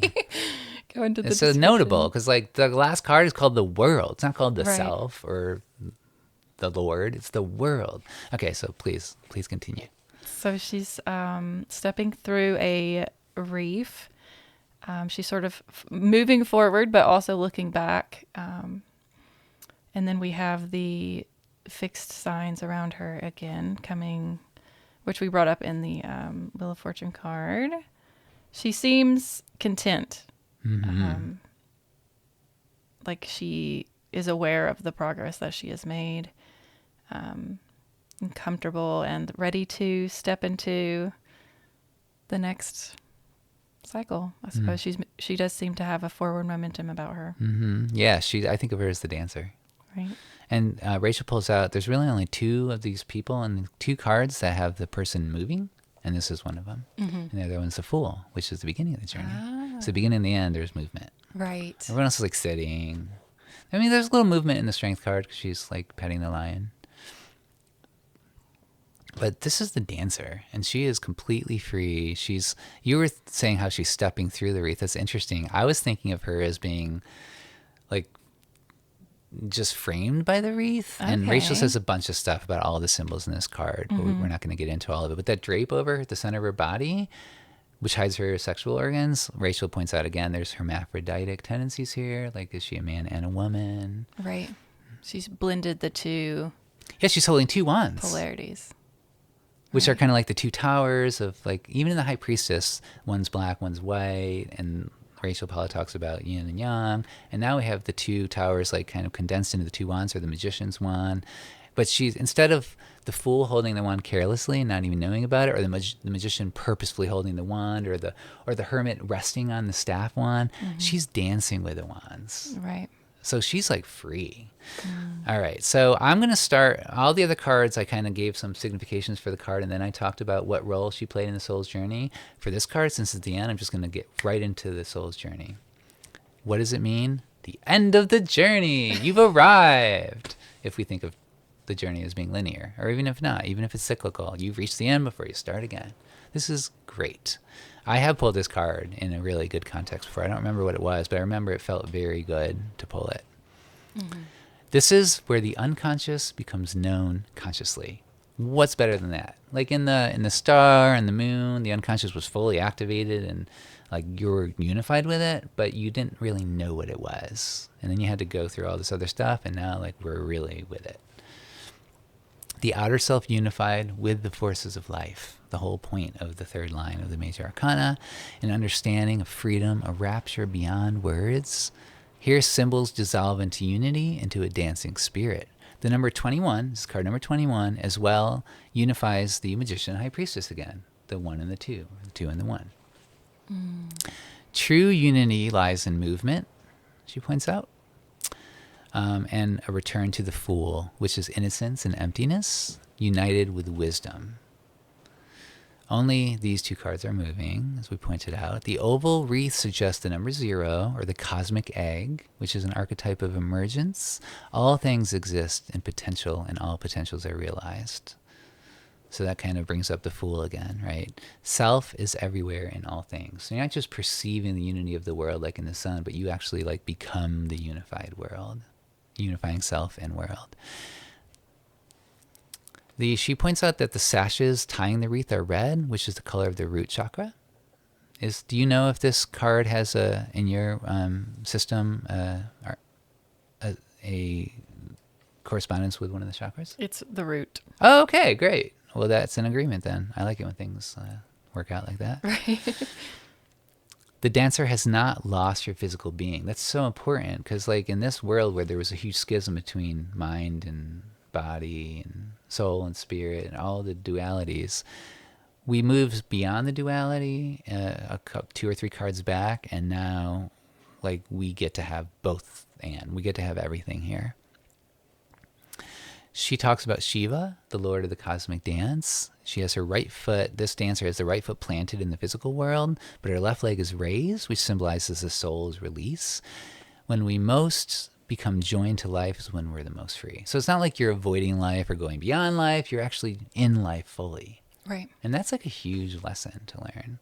Yeah. Because life is hard sometimes, maybe more than sometimes for, some people or a lot of people. I don't know. I haven't done a survey.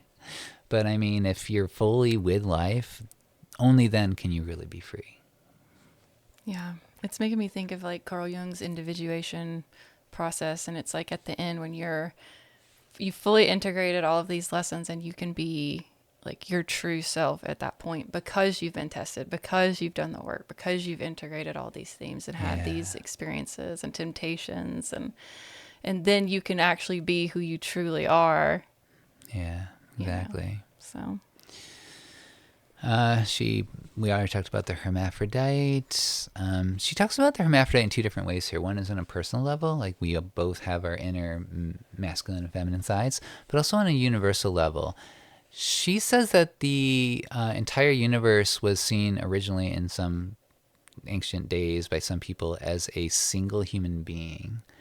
This was part of the Hermetic tradition. I don't remember. I don't want to speak out of turn, but in some sense, there was some people who saw the universe as a single human being. And when the figure broke up, it became imprisoned in matter. And that like has to do with the, I can't think of the word. It's like it comes from the Jewish tradition. The Kabbalah? Yeah, the Kabbalah. Yeah. It's like the universal unity being shattered down into its separate stages. It's similar to Yggdrasil, like the tree of life and all of it. Okay, yeah, exactly. The dancer's posture represents the tree of life. She breaks that down because the top triangle of this figure is the superconsciousness portion. The middle triangle is consciousness, and the lower triangle is the unconsciousness. So she has all 3 in her equally. And the root of the tree is the manifestation of all these in the physical world where we are. And then in a more ordinary sense in readings, Rachel sees it as actually being a rather ordinary reduction sometimes, instead of being like the end goal of the whole universe and our journey. It could just mean success, achievement, satisfaction. Also, it can mean a unification of your inner sense of being with your outer activities, which is a really nice thing. I like that. And this this is the last point I'm going to make here about this card and on this whole journey. Its true meanings are unknowable. Kind of like the child was facing away from you in the previous card. Even when you get there, like you still, it's like there's something deeper. You know, it's almost like acknowledging that life is always a mystery, even when you've achieved nirvana or whatever. Right, there's always another veil. Yeah, that's You lift one and then run into the next one. That's right. So they are a goal, a hope, and intuition, she says. And the way to that goal, the steps and the music of the dance, lies in the images of the Major Arcana. The end. Oh, wow. That was so nice. Yeah. I really appreciate you taking the time to explore this with us and present it so clearly and organized in a way that I think our listeners will be able to understand the journey and how it is sort of a process, and I hope could so. be at different phases of the journey. There's a lot of information, and so like it really would help to look at those cards, right, as we are describing it. So. And like to lay them out in the rows of 7. All right. Well, could you share with our listeners ways to contact you? Do you do tarot readings? I don't do tarot readings. Oh, you don't do tarot readings? Well, you do astrology readings. Yeah, I do astrology readings any day of the week, any time of the day. And, you know, I've pulled a couple tarot cards during an astrology reading, but it's very rare. Okay. As much as I love going through this soul's journey and Rachel Pollack's book, I don't feel comfortable like pulling a tarot card reading on a professional level. It just doesn't, I don't feel called to do that. Yeah. Okay, but if they wanted to book an astrology reading with you, how would they find you? I think my favorite way is if you just go to my website, noahfrere.com, because then you can just hit the contact me button, or I think my phone number might be on there. But if you want to call me, it's 865-242-4786, or text me. I will get back to you. All right.